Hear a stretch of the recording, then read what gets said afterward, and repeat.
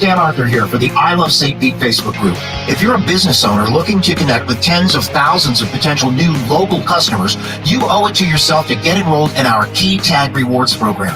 Since 2019, we've signed up more than 200 local merchants. Sponsor opportunities are available too, such as our group banner ad and even your own custom key tags. Just go to stpetekeytag.com, get enrolled, and get ready to get busy. stpetekeytag.com.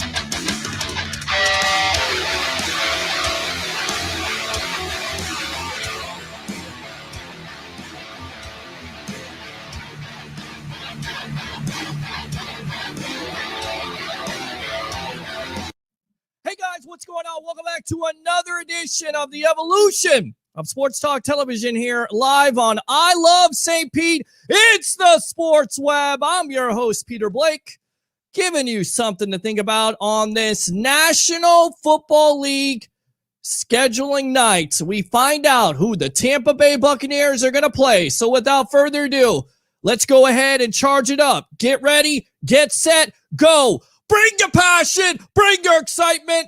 Just don't bring any nonsense. On tonight's show, we'll have the legend himself, Mr. Leo Haggerty, former Coach Scout and now media member of Night Sports Productions. It's Sports Mag, getting on, talking about this schedule. What's the impact for the Tampa Bay Buccaneers? Namely, I don't care if you call in, whether you're a Bucs fan or not. Definitely want you to get in on the phone lines tonight. 727-255-0391 and 727-255-0391. 0391. Then after that at 9:30, we will have the Samurai Sack himself from the Chuck Smith School of pass rushing, a pass rushing specialist, Mr. Des Walker in the building, coming back, talking about it. I tell you what, let's hold off on the phone call. Let me go ahead and just mute you really quick here, and then we will get on with it. And then at 10:15, we will have Chris Pinson from ABC 20 in Gainesville. So a packed show tonight, lots of calls, lots of interaction. So without further ado, let me go ahead and get out to our first caller. Caller, welcome to the Evolution of Sports Talk Television, and then we will go to Leo Haggerty. What's your name? Where are you calling from? This is Rick. I'm calling from Newport Richie. What's going on, Rick? How you doing? What do you think about this Bucs schedule right now? I haven't really looked at the full schedule that's been announced yet. I heard about the Bucs and the Cowboys to kick things off. But to me, it's like, I mean, we got to be favored in every single game. I can't see how there's any way around that. Yeah, I tell you what, hang tight here, Rick, because we're going to have Leo Haggerty on. We're going to go through the schedule, even the preseason, even with the 3 games. We're going to go through it. And if you want to call back afterwards and talk about it, but we're going to definitely get to it. Anything else? Sounds good. I'll try to listen to you guys and call back after. All right, Rick. Thanks a lot. There you go. Good stuff there. Definitely want to get him back on there, but want to go out to the legend himself really quick. Go out to these comments. Facebook user, thank you very much. Appreciate you. Christopher Cole, what's going on? Let me go ahead and fire those cannons right there. Good stuff. Hopefully I can see who that is that's writing in. I don't know who that is. I don't know what's going on with StreamYard and Facebook, but there's a special link that I posted to my pages. So if you click on that, I'll be able to see it. It's a new platform. It's I Love St. Pete. Of course, stpetekeytag.com. That's stpetekeytag.com. This is the Evolution of Sports Talk Television. So let's get on with it. Let's go out to the legend himself, Mr. Leo Haggerty. Welcome to the Evolution, and big things happening. Let's go to the schedule here. Are you ready to go? I mean, scheduling night here. It's almost like Christmas Eve, kind of like the draft, the unveiling of the NFL schedule. Welcome to the Evolution. And we got frozen pizza. So I don't like how that starts out. That's not good. Ouch. I hate when that happens. You got to love tech. So let's see if he's back here. He is gone. So, Leo, if you want to call in, we will definitely get you on the phone lines. I hate your Wi-Fi. Nothing against you. Just your Wi-Fi stinks. So let's get on with it. Preseason here. You have the Cincinnati Bengals at 7:30. Of course, all these games on WFLA TV. August 14th, Saturday at 7:30. They're going to open up with the Cincinnati Bengals. Of course, that would be Joe Burrow coming off the big-time injury. Jamar Chase, the wide receiver. Saturday, August 21st, the Tennessee Titans at 7:30. Of course, and then August 28th at Houston, without whatever quarterback they're going to have there, Davis Mills or Tyrod Taylor. They go into that at 8 o'clock. And then here is the regular season right now. And this is the big time story. Your Tampa Bay Buccaneers will open up versus America's team, the Dallas Cowboys, on September 9th at 8:20 on NBC on Thursday Night Football. So, and then it goes down. I'll just go down the checklist here. And once we get Leo to call back in, we'll be able to get it taken care of.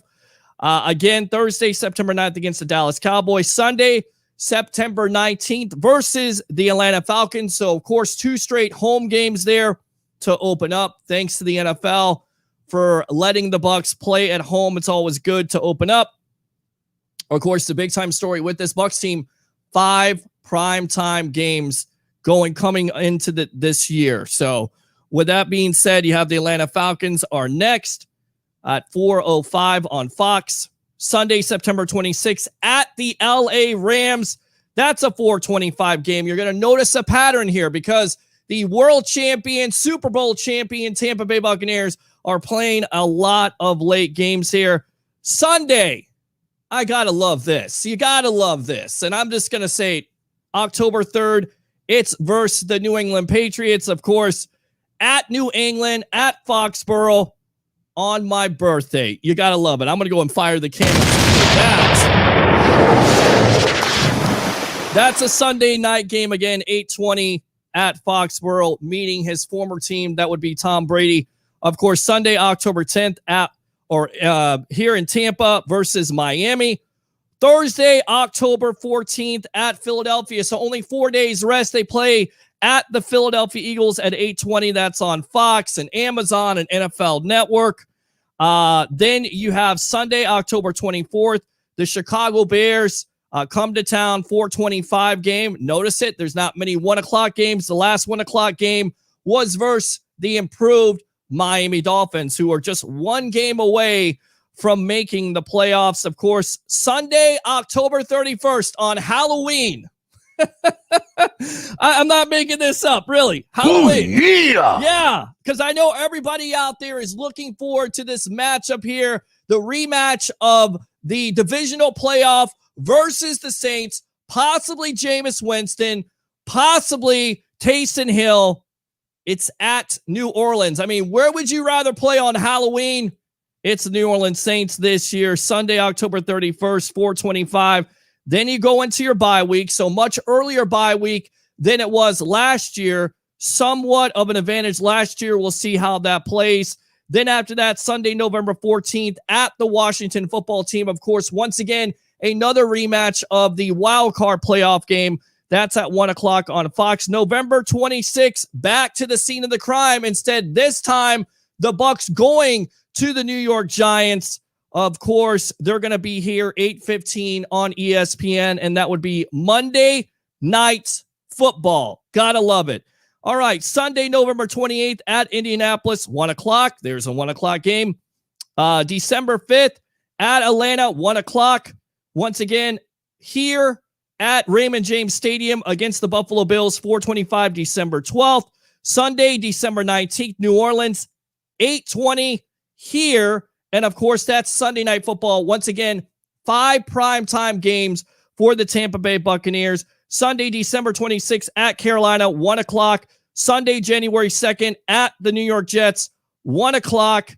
And then Sunday, January 9th, they finish it up here at Raymond James Stadium with the Carolina Panthers.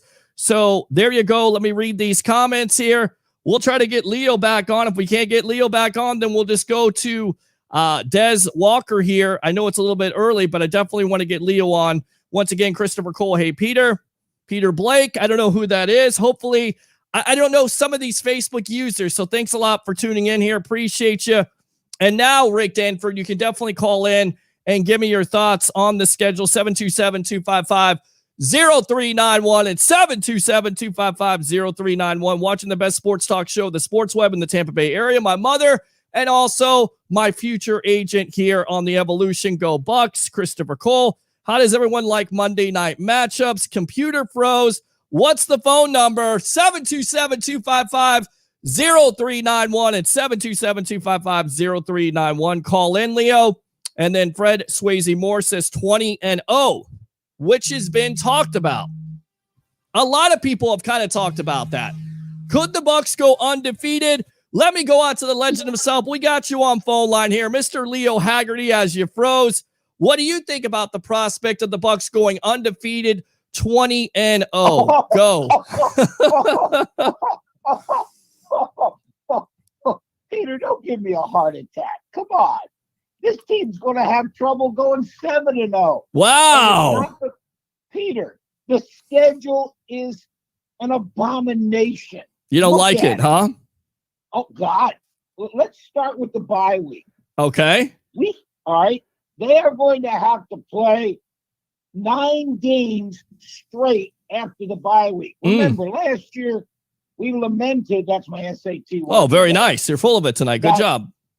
That the Bucs had a 13-week bye week. Mm-hmm. Well, that was the best thing that happened because they only had to play 4 more games to get to the playoffs. They were the most rested team coming in to the playoffs. Mm-hmm. That was huge. That's not going to happen. You got a 44-year-old quarterback.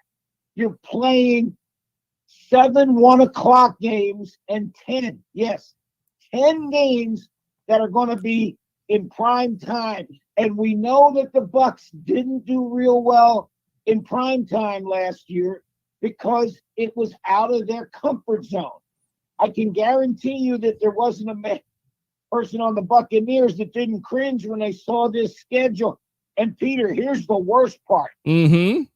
This year, weeks 5 through 17, they can flex somebody to Sunday night. Sure they can. Look at what that 5th week game is. Miami. That may end up on Sunday night too. So they could go through the first 8 games before the bye week and not play a 1:00 game. And that, Peter, we all know that 4:05 game with Atlanta at home, that's going to be delayed for weather. Whoever decided that, remember, Peter, what was it, 3 or 4 years ago? Yep. Versus the Broncos and versus the Rams. 2 back-to-back games that were delayed because of lightning, and we were there together saying, what are they doing scheduling this game at 4:00 instead of 1:00? I get it, you're trying to beat the heat, but as you know, being a Floridian and being here from all our lives, usually the weather from the East Coast comes over for the West Coast in that late afternoon, and then that's when you get your Thunder Boomers here. Yep, and I think that's going to happen with Atlanta again. So you're looking at it, and then, Peter, look at weeks 3 and 4. Yeah. 2 the Rams, and then 2 New England on a short week. And again, you're trying to play on a Sunday night again. Yeah. You're playing. Well, let's talk about the Dallas Cowboys, and we'll get back to that. You open up versus the Dallas Cowboys. Dak is coming off an injury. A lot of people thought it was going to be the Buffalo Bills. A lot of people said, why not the Saints? Why the Dallas Cowboys to open up the season, in your opinion, Leo? Well, I think their only other home option was Chicago. Mm-hmm. And that was because the Bears beat the Bucs last year. Right. My biggest fear, Peter, is we were going to see a repeat of what happened after the Bucs won their first Super Bowl. They had to go on the road to Philadelphia. I was sitting here going, oh my, they're going to end up going to New England in that opening game. And so I am kind of happy that it's Dallas. It was kind of, if the schedule makers were going to put anybody at home, they weren't going to put New Orleans. They weren't going to put Atlanta. They weren't going to put Carolina. So that takes 3 games out. You don't have a whole lot left. And you know, Buffalo is going to come down here in December, which is a good thing. You don't have to go up there and fight the elements. Very good. So, yes, Dallas is a draw. And that's something we need to look at. Yeah, and I'll tell you right now, and that's what you're looking at. We're on with the legend himself, Mr. Leo Haggerty, former coach, scouter, now media member, Night Sports Productions, It's Sports Mag, talking about the Tampa Bay Buccaneers schedule here. That's what I also noticed. They made the New England game early, which is on October 3rd, which consequently is my birthday. I don't know if I'm working or not. Probably am, because that's what you do on your birthday, which will be nice. But, you know, that's a primetime matchup there. And that's good because it's not later on in the season, which was kind of hinted at first. And that would be, terrible for the Bucs, because we know that, the Bucs are not necessarily great in the elements, although they disposed of the Green Bay Packers in the cold. But you definitely don't want to go up north in the wintertime, right?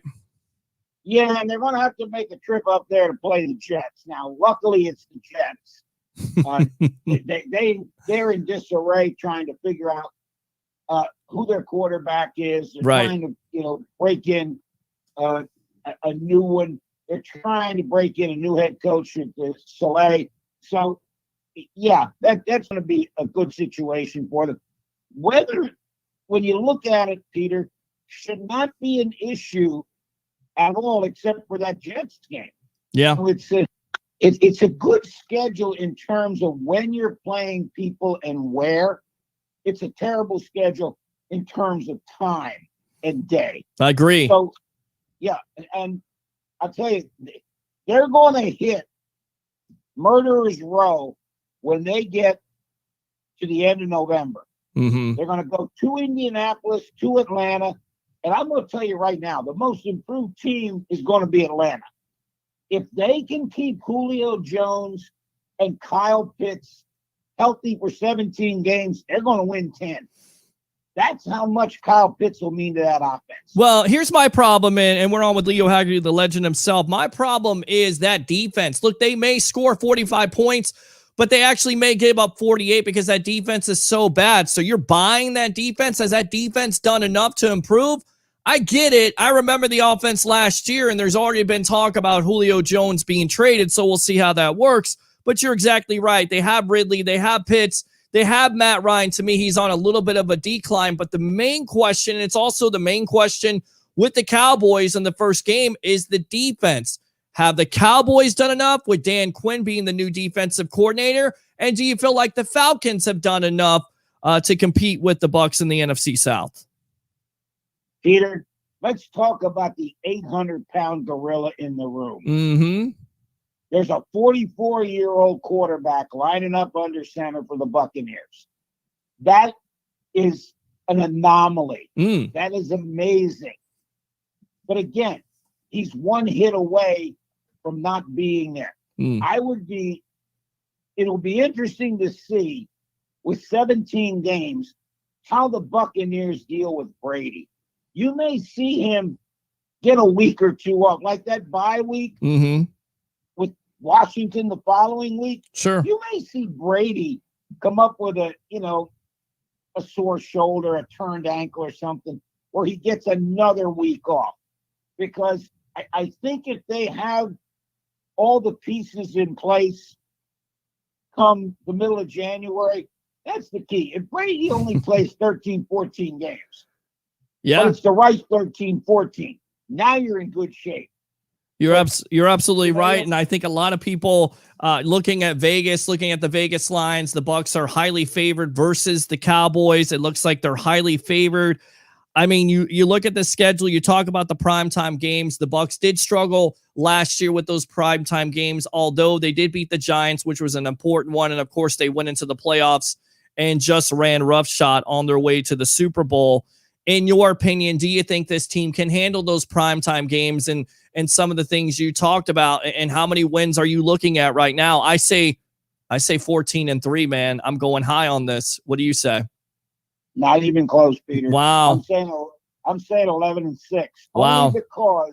Only because of way they got this schedule set up. Yeah. Again, if they were playing, I mean, look at this. They got Chicago, a 4:25 game in Tampa. They got Atlanta, a 4:05 game. Yeah. In Tampa. That's just no. You can't do. They got Buffalo, a 4:25 game in Tampa. No.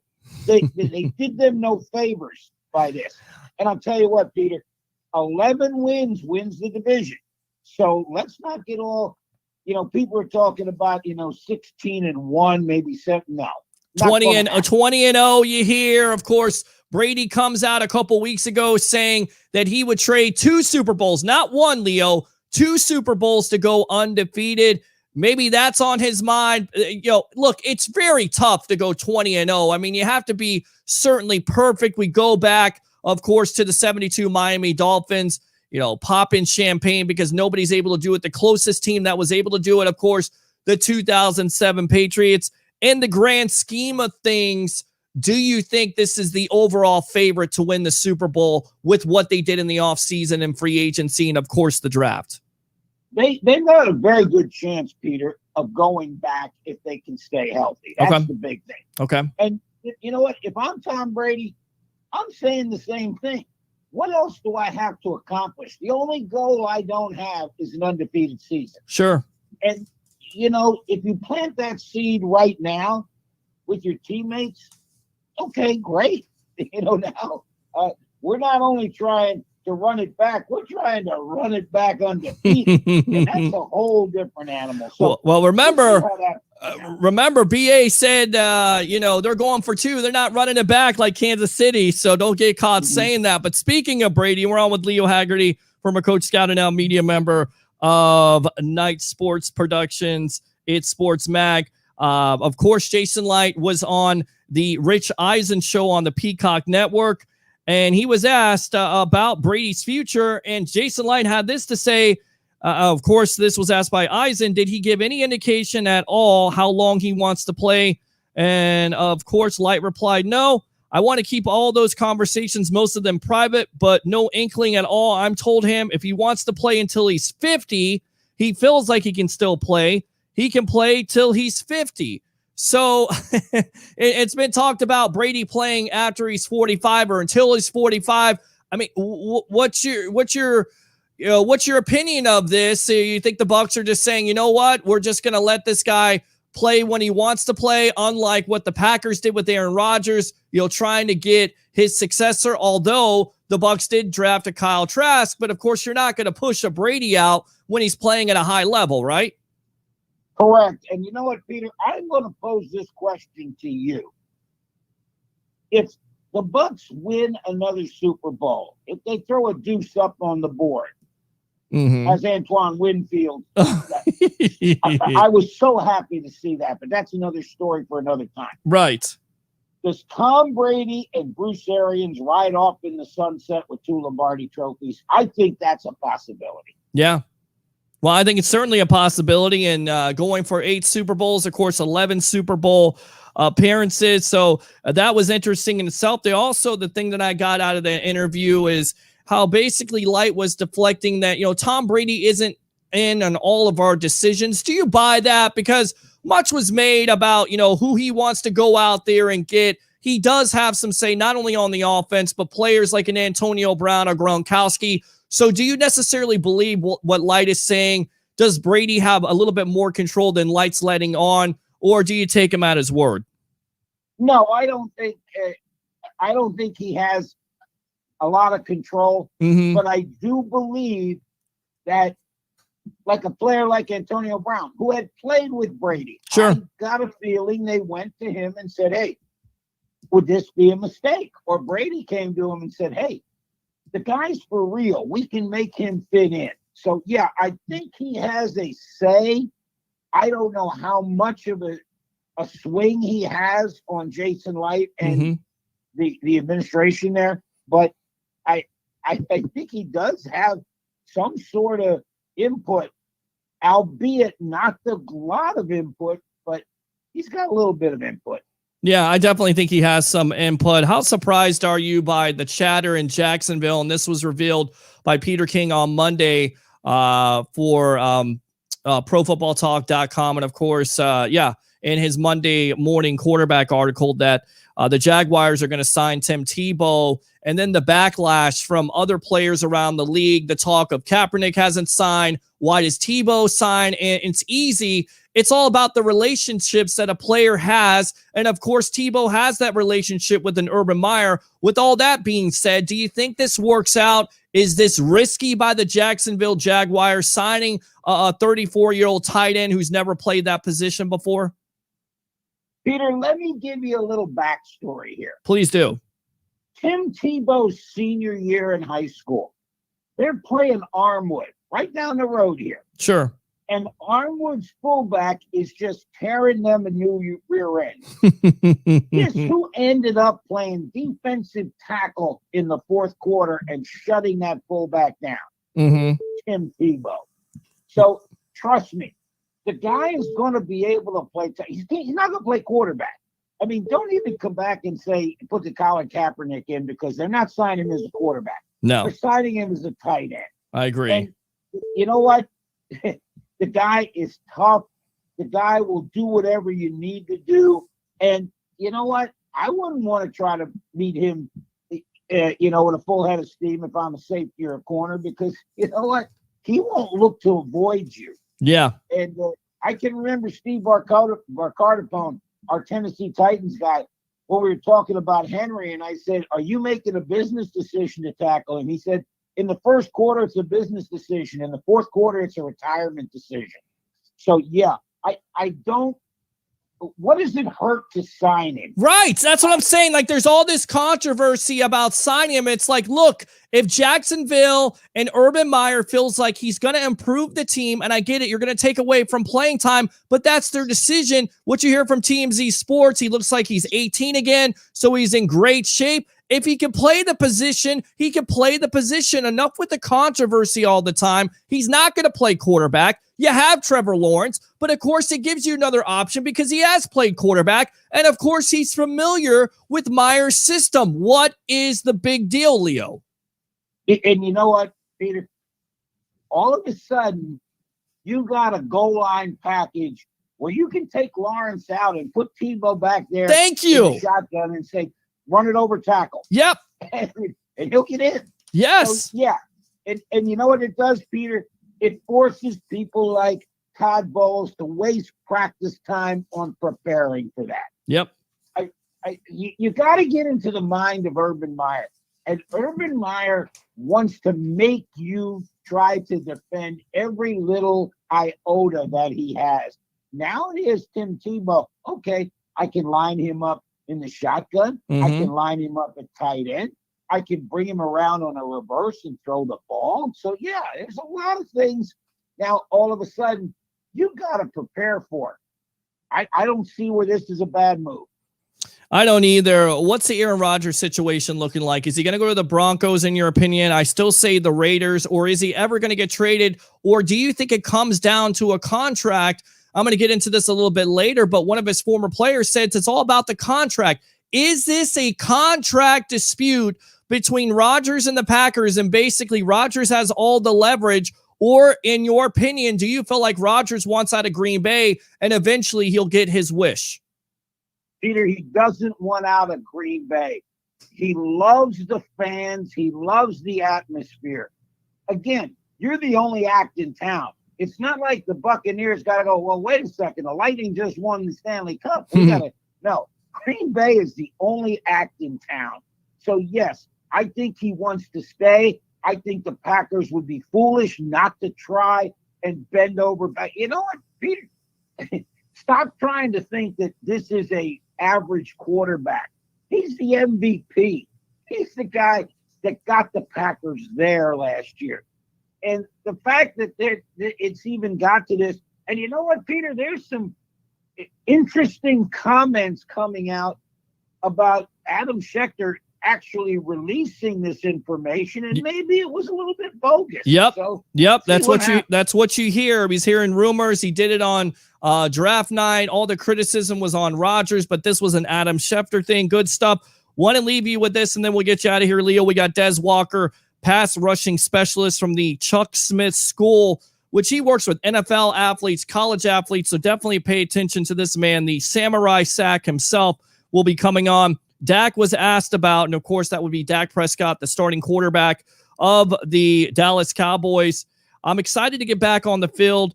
He told Ed Warder of ESPN, this game means more to the opponent in their rings. In your opinion, does this game mean more to the Bucs than the Cowboys? Because to me, I feel like this means something to the Cowboys and Dak Prescott getting back on the field. What do you think his mindset is getting back under center here for the Cowboys?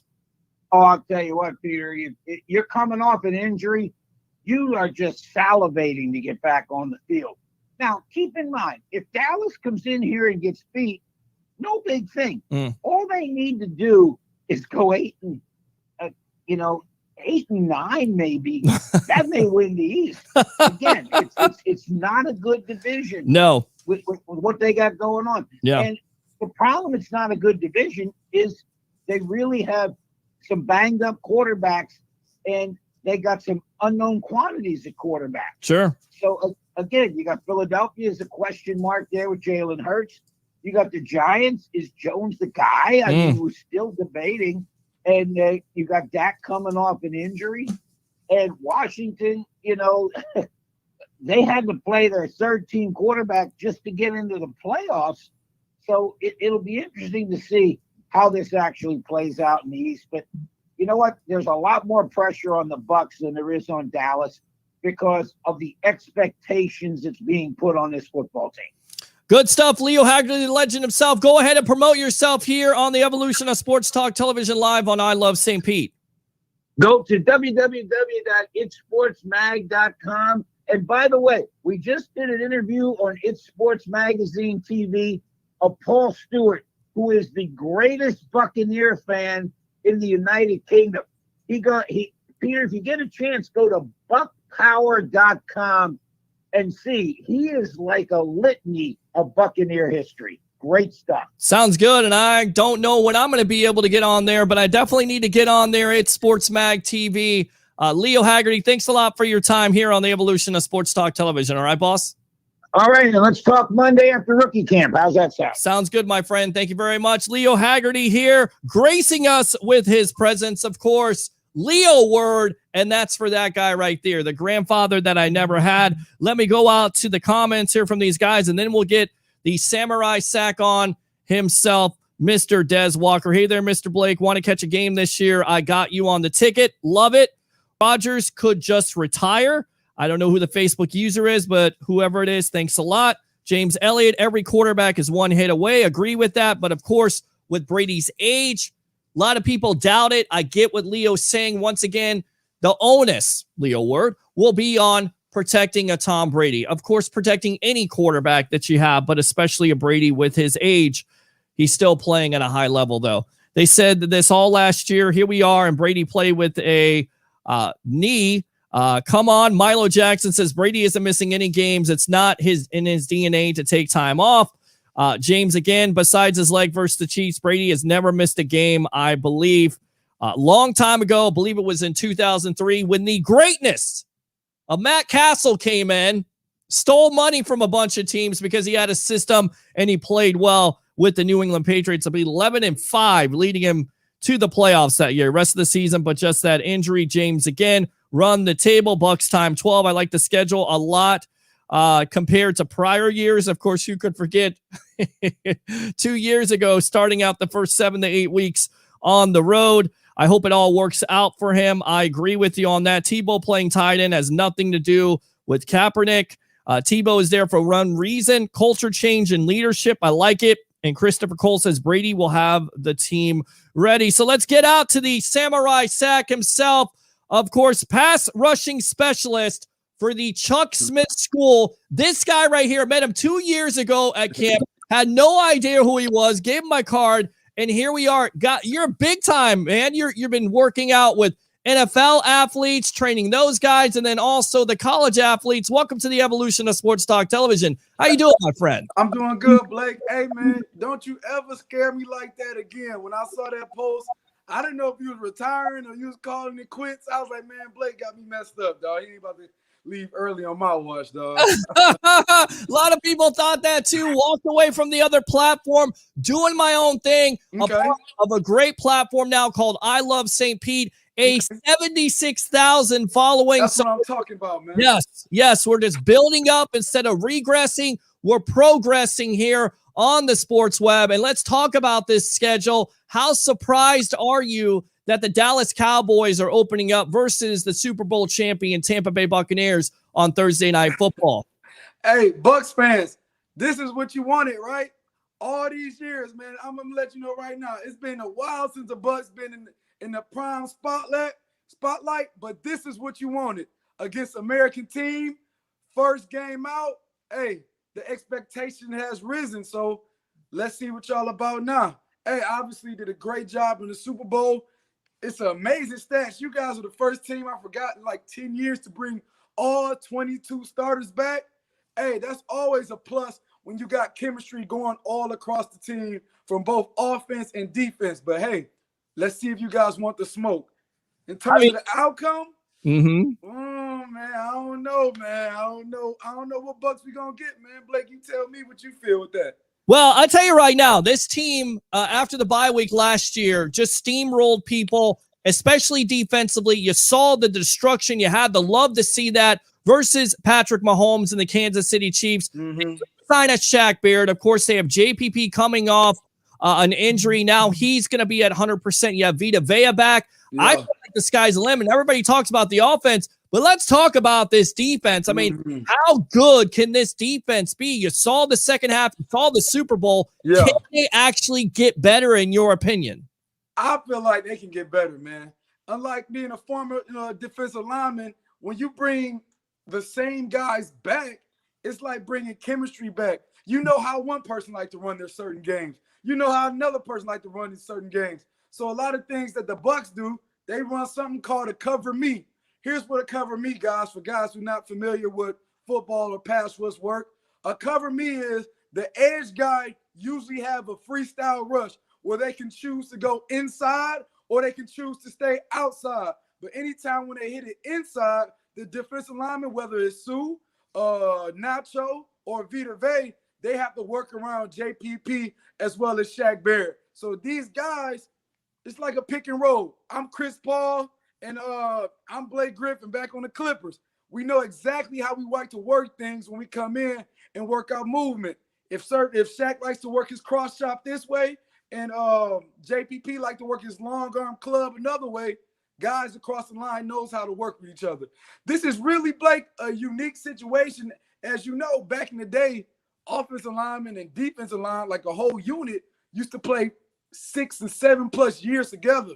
But as the league started to age, people start, leaving left and right. It's almost normal to become a free agent nowadays. I promote player empowerment, but hey, you're going to see a chemistry that hasn't been seen around enough time lately in the NFL. Do you think those pass rushers on the Tampa Bay Buccaneers are basically licking their chops? Because, of course, their job is to get after quarterback, but you have Dak Prescott. He's coming off a gruesome ankle injury, good, talented quarterback, big-time contract. They got to be licking their chops right now to get after Mr. Prescott on Thursday Night Football to open the season, right? Oh, absolutely. They on the hunt. Don't get me wrong. You see all that smack that's talking there in the Super Bowl with your front seven unit. Man, this team is out for vengeance. But the whole team, I like to say with these Bucs fans and these Bucs players, you got to keep the same energy throughout the whole season. But hey, only time gonna tell. In terms of the front unit, honestly, man, there has to be an emerging Bucs player coming out this year. It has to be. Another pass rusher has to be formed off of this year. Just like anything else, when the Spurs or teams back in the day, when they used to build up the younger players, they had to step up. As we say every year, you can't win each year doing the same thing. From a standpoint of it's easier to scout players and to scout defenses when we already have film on them. Like I said earlier, expectations as rises. These smart D coordinators and offensive coordinators start getting more tricky when they understand what's going on. But hey, as a pass rusher, whether it's with Nacho, and I feel confident with my guy Nacho stepping up. Khalil Davis was picked up last year in the draft, showed a bit of a promise of coming up this year for this season. And as well as your first round pick, I believe his name is Joe Tyron, I believe, outside linebacker in Washington, has a decent pass rush game to him. He started off with 2018 with about 1 to 2 sacks, jumped up 2019 about 8 sacks. I like his game in terms of he can learn under both Shaq as well as JPP. So, hey, somebody has to emerge. I got one more thing for you, Blake. Yes. Maybe, I know the cap might be hit hard. You pick up like an Alden Smith, a Mark Ingram, just an extra bit of push helping that defense and that pass rush. You need somebody else has to step up. You can't just do the same thing every year. Is different, man.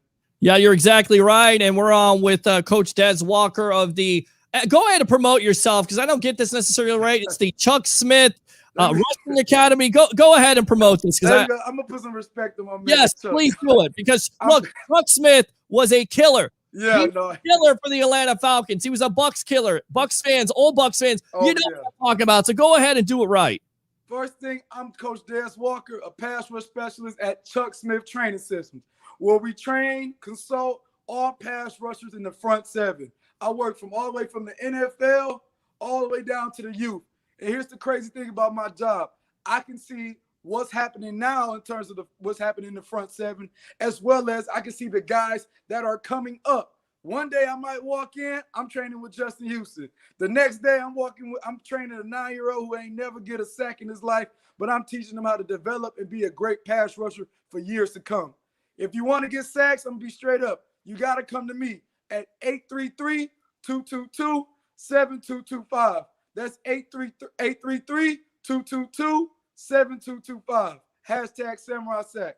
Yep, there you go. The Samurai Sack himself. And you gave it away, and I was going to touch upon it. I'm kind of getting excited about it because I saw this myself, and I feel like I want to take my camera up there if I can and get some of this footage. Come on. I'm ready. I can do it. Yeah, I got I got a traveling studio. I can get on the road there in Atlanta. Okay. I've seen Georgia in a long time. Just maybe get me up there, give me some food, and I'll definitely do some work like Nacho has been doing. Talk about Nacho here for the Tampa Bay Buccaneers. What has he improved on? You mentioned a Khalil Davis. And then after that, let's talk about some of these draft picks, namely a Joe Tryon for the Bucs. Yeah, man, my man's Nacho. Hey, he did a great job with replacing with Vita Vea. Some people, if you look back 2 years ago, Nacho was a borderline guy. But as he showed, one, that boy could play that run. That's a straight goon right there if you don't know him personally. Two, every year in terms of building pressure, he's out there giving pressure. Now, the next step for him is it's time for him to execute and get the stats. And I believe this will be the year that he will take that next step.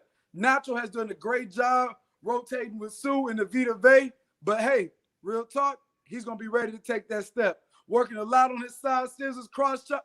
Matter of fact, I'm not going to spill the beans. You guys watch day one all the way to the end. Nacho, man, a fan favorite. He's going to take that next step with this pass rush. Because, man, he's dominating in the run as well as building pressure.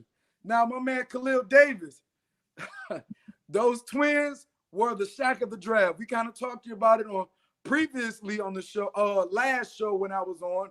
Mm-hmm. Man, this guy he's at the combine, he was one of the highest rated since Aaron Donald coming out the combine. Now, since he got a year under his belt, he knows the playbook. He has a feeling in the locker room.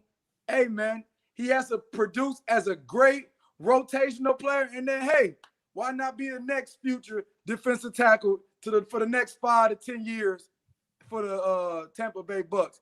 With him, man, he brings a lot of spunk. To me, man, he's like a huge chipmunk. Hey, he's strong, but you're not going to catch him in that 5x7, man. This I like dude has a great job with his hands, does a great job executing moves as well as setting up his angles, but it's time for him to crack that rotation consistently and produce as well. Yeah, absolutely. And the Bucs, of course, they go into the draft. You know, they don't have really any needs, but you draft a Joe Tryon, kind of in the mold of a JPP, if you will, 6'5", 252, 262, most likely could put on some weight. Don't necessarily have to in this whole system. What do you see with him? He opted out in 2020. What kind of potential does this kid have? And of course, you know, the great thing about drafting him at number 32, he doesn't necessarily have to come in and start because you have JPP in a Shaq place, right? Yeah, absolutely. One thing I feel about his game, he's gonna grow and continue to be a polished pass rusher through time. But as of right now, personally, I don't see him coming out the gates with 10 sacks. Just you know, being real with you guys, Bucs fans. But in terms of his college, well, he did a great job executing his spin move. He did a great job doing inside counters. And just like I was talking about earlier, when you guys ran cover me's in certain times, the stunts in games, he showed on film and he popped out on his college films of him being able to execute both a cover me and his stunts in his game. So in terms of JPP and Shaq taking him under his wing, that's what we got to hope for, man, in terms of them guys teaching him certain moves, teaching him certain angles so he can be a great freestyle pass rusher just like them guys. So you get this young man at the Chuck Smith Academy, and you're trying to train him and work on his skills. So what's the first thing that you're telling him? What's some of the things that you're telling him that you kind of went over? But go ahead and go into more detail on why that's important for a Tryon to learn some of those things. So if I'm Tryon, the first thing what rookies always tell me that will come in their first year, they be like, Dez, man, that game was fast. The game is fast. The game is fast. The most important thing about a pass rusher, or even if you're making plays, is vision. That's the very first thing I'm telling them. Where are your eyes at? Focus on your visual key. Whether I'm looking at that near knee or I'm looking at the ball. But once I understand that where my visual key will be every time, I can see everything going down the line. I tell my rookies all the time, trust your eyes. Trust your eyes. You want to be visually aware, but you don't want to be visually blind where you're so keyed in that you can't see nothing down the whole line. You feel what I'm saying? Yeah. First thing we start with eyes. What vision? Get off. Next thing, my get off. In the league, dog, you got to get up out of there, man. These tackles, these guards, man, you seeing these numbers, they're quick. You can't outrun people. But although you have a great get off, your get off will allow you to set up other rushes. Next thing we talk about their hands. Hey, like we said, man, you can't outrun people. You got to have primary pass rush moves. So I'm going to talk to you a bit, Blake. If I'm going to name a pass rusher and tell me what you think of when they use a move. I'm going to say Dwight Freeney. What do you think of? I think of speed, but I also think of the spin move 100%. And the swim. You're absolutely right. All right, I'm going to say another one. Michael Strahan. Michael Strahan was power. I mean, exactly. It was power, and then he had that bull rush. Okay. Hey, you Tom on fire Brady right knows now, all man. about You're that. on fire. Yes. You're on fire. I'm going to say one more for you. Warren Sapp. Oh, Warren Sapp, speed, power. I mean, finesse at some point. Okay. He get around you, swat you a little bit, kind of do that Reggie White move. Okay, talk to me. And then come at that 3 technique and hit the quarterback. And he was so good at doing that. He would take over games. Yeah. One of the greatest defensive tackles of all time. Absolutely. Because of that. But exactly, going back to my point with it, Blake, when you think of great pass rushers, you automatically think of their move. Their move is basically tatted on their back. Sure. When you thought Dwight Freeney, spin move. Yeah. The biggest thing is Tyron has to develop primary pass rush moves. When it's not working, you can't go into something else. You got to stick to absolutely who you are. Now, through the offseason, you start adding other tools in his toolbox, such as we saw with Shaq Barrett throughout the years, adding more moves and becoming Optimus Prime, where he can work any different rush, go from speed, power, wiggle, working everything. But the first thing you got to have is primary pass rush moves. We got vision, we got get off, we got hands, and lastly, we got hips, man. You got to be fluent can't be stiff. But those are the 4 key components we work on when we develop our rookies coming in to the league, man. Those are the 4 things I would tell. I know you told me one thing, but those are 4 things I would tell Tyron. Love it. Absolutely love it. Coach Des Walker of the Chuck Smith Academy here on the Evolution of Sports Talk Television. Got a question for the guy? 727-255-0391 and 727-255-0391. Excuse me there. So we were talking about pass rushers. Are you surprised that the Bucs re-signed an Ndamukong Suh? And a lot of people say he's kind of lost a step. What do you see on film? And then let's talk about Vita Vea. If you had this young guy who is just a monster when he can stay healthy, we saw the impact that he can make on that line. If you had this young man in your camp, what would you do to improve him even more than he already is? Big thing with Vita Vea, man, just focus on getting them vertical, man. Using the side scissors, using the slap rip, everything that Vita Vea, especially being that hefty and being that big, he has to work everything getting vertical. The more vertical he get as a big man, the more it's going to allow him to counter on the inside. But it's not so much of him working inside. It's based on momentum. If I come in and I throw a rip and I keep getting vertical, eventually the Reggie White hump is going to be available to counter on the inside. But honestly, man, the best ability is availability. You feel what I'm saying? So absolutely. Understand, just get healthy first, man. Just get healthy.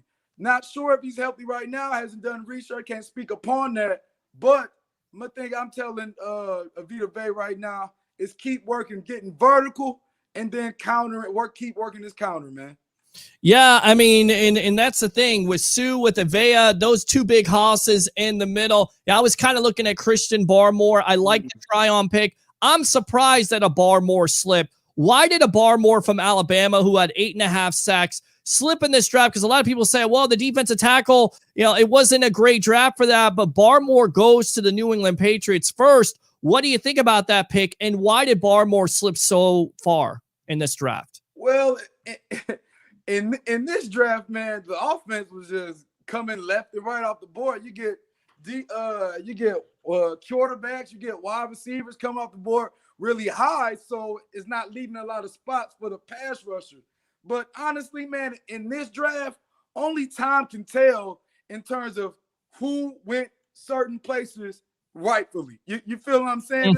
The league is constructed more fourth and seventh rounders than it is first and second rounders. Great point. Honestly, these emerging pass rushers that's getting picked up late is going to they're going to find out soon. But guys like him that's getting taken out and getting picked up late, it was almost this year was like the numbers ain't matter. It was like, do you pop out on film or do you not? Obviously, he popped out on film, gaining production and playing for a great defense of Alabama. But the biggest thing is these defensive tackles, the position of being a pure run stopper is being not devalued, but everybody's looking for a pass rusher. The NFL is throwing over 55% of the time now. So as he fell in the draft, other guys were picked up because of the different needs of the team. Yeah, it makes lots of sense. And I tell you right now, the Patriots, they had a hell of an offseason with the I don't know if they have a quarterback. I think Mac Jones could be that with the 77% completion percentage with the Crimson Tide, and I think he's going to get an opportunity. I'm not sure if Cam Newton's the guy, but what they did, what they're going to get back on defense and offense, they're definitely going to be a contender. Go ahead and do some name dropping here. What are some of the guys you've worked with at the Chuck Smith Academy? What are some of the NFL pros? One of the guys I know, Bud Dupree, with the Tennessee Titans, they get him. I mean, talk about this kid a little bit. Man, Bud Dupree. Let me tell you something about Bud, man. Bud is a very close client. Here's Bud about that action. Okay. I can be like, hey, Bud, man, I got a 10th grader. You know, he got some good stars. I'm kind of booked right now. He's like, hey, don't worry about it, man. I'll jump in. Don't worry about it. He gonna get this work. Hey, Bud, you know what I'm saying? You trying to do a get off challenge? I know I'm done or I'm retired. Dad, you can get this work too. Bud is about that work and Bud is about that action. As he's recovering back from his injury, man, Bud was known as a guy playing in the field. He just had to learn how to rush.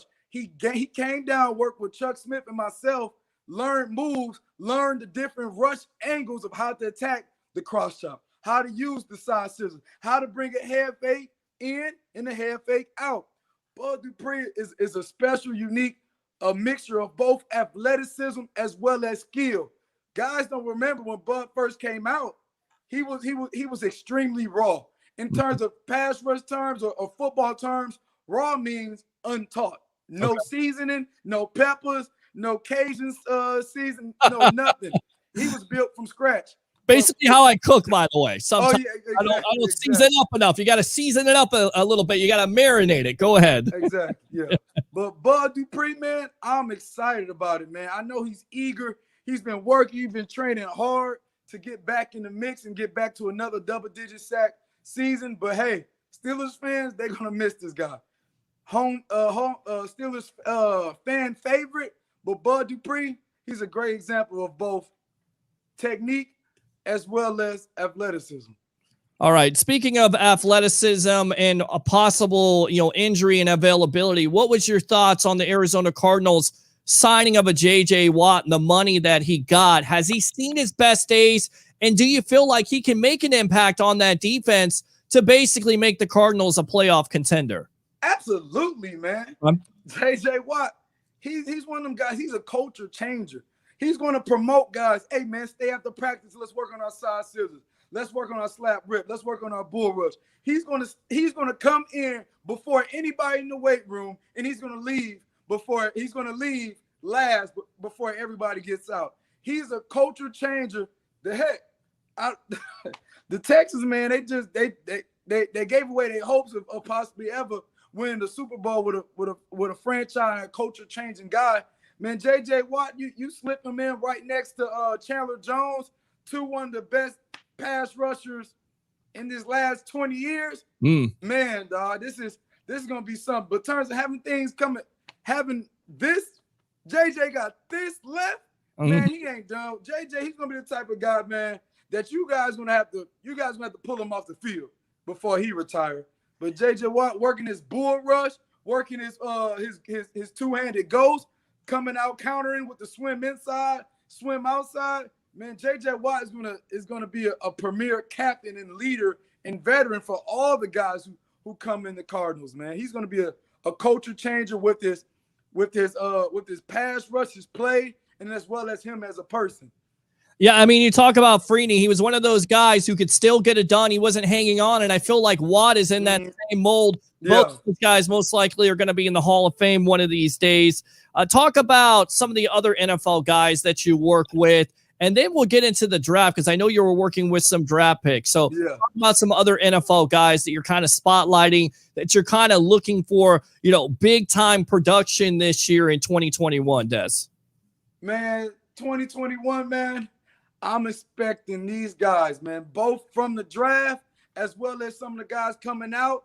I'm going to just go some down the list, man. I'm expecting one of my guys out of Tulane, Cam Sampler, was the MVP of the Senior Bowl. We worked together in 2020 as well, and we were working on his pass rush, both his up and in, his counter moves, as well as his side scissors.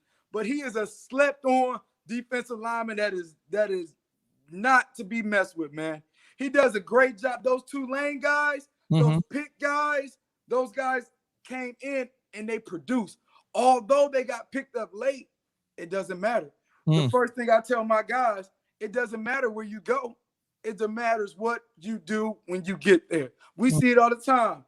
Dang, second round pick, 3 years and out, 4 years and out, heck, 2 years and out. We see 6th round pick, 7th round pick, 4th, 5th round picks. Stay and have double-digit years. But I'm expecting great things out of Cam Sampler. Sleeper got picked up late. I'm expecting my man's out of Baylor. William Bradley Bernard King. Okay. Out of Baylor, man. I'm expecting he's got picked up in the 6th round heading to Washington. But my man's BK, he's about that action. He's not going there just to go there and learn under. He's trying to go there and take a spot. He did a great job in the Senior Bowl, working his cross chop, side scissors, head fake. Man, he's looking to take a job.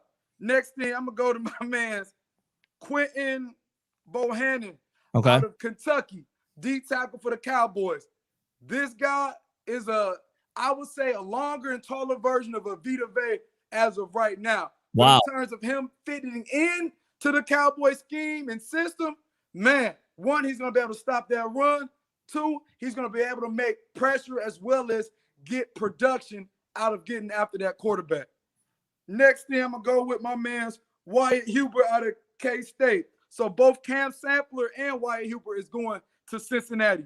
Wyatt Huber was probably Wyatt Huber. Wyatt Huber was probably one of the best Kansas native players in the last 10 years or whatnot. Mm-hmm. He did a great job executing his cross chop, long arm ghost as in Kansas State, as well as using his side scissors to get around that edge. I'm looking forward to seeing my man's Wyatt Huber out of Kansas State going to the Cincinnati Bengals. Next thing, I got my man's right here. I got my man's Quincy Roche out the U coming in. Quincy is a great forerunner of both having speed and power. He's going to have a great job using his long arm as well as his ghost and his side scissors getting upfield, beating people on the outside.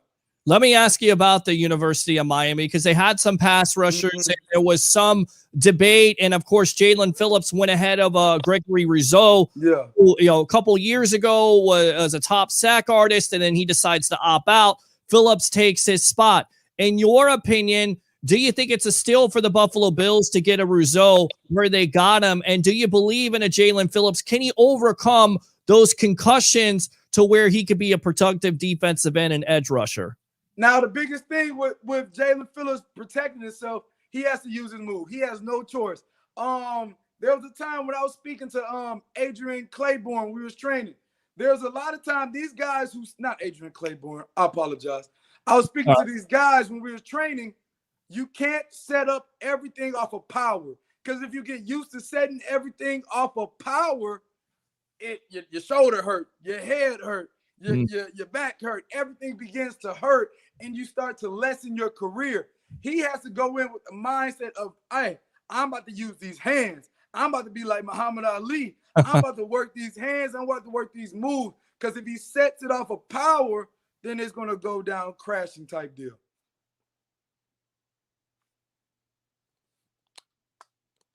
Hello? Hello? I got you. And do you think that's the reason why I got a little issue here? There we go. Sometimes you get that. It happens every once in a while. We're on with Coach Des Walker of the Chuck Smith Academy here on the Evolution of Sports Talk Television, the Sports Web on I Love St. Pete, talking about pass rushing specialist. We talked about a Rousseau. They were saying a Rousseau basically kind of fell into some of his sacks.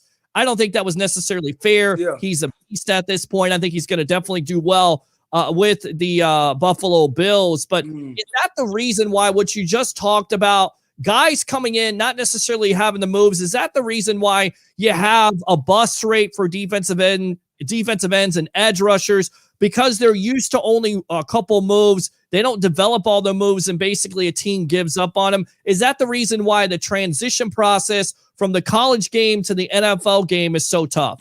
Absolutely. The number one thing, our coaches, moms, dads, cousins, everybody listen to this. Telling your child that plays defensive line or linebacker and just telling him he's an athlete is the worst thing you can tell a defensive line or linebacker that's trying to make improvement.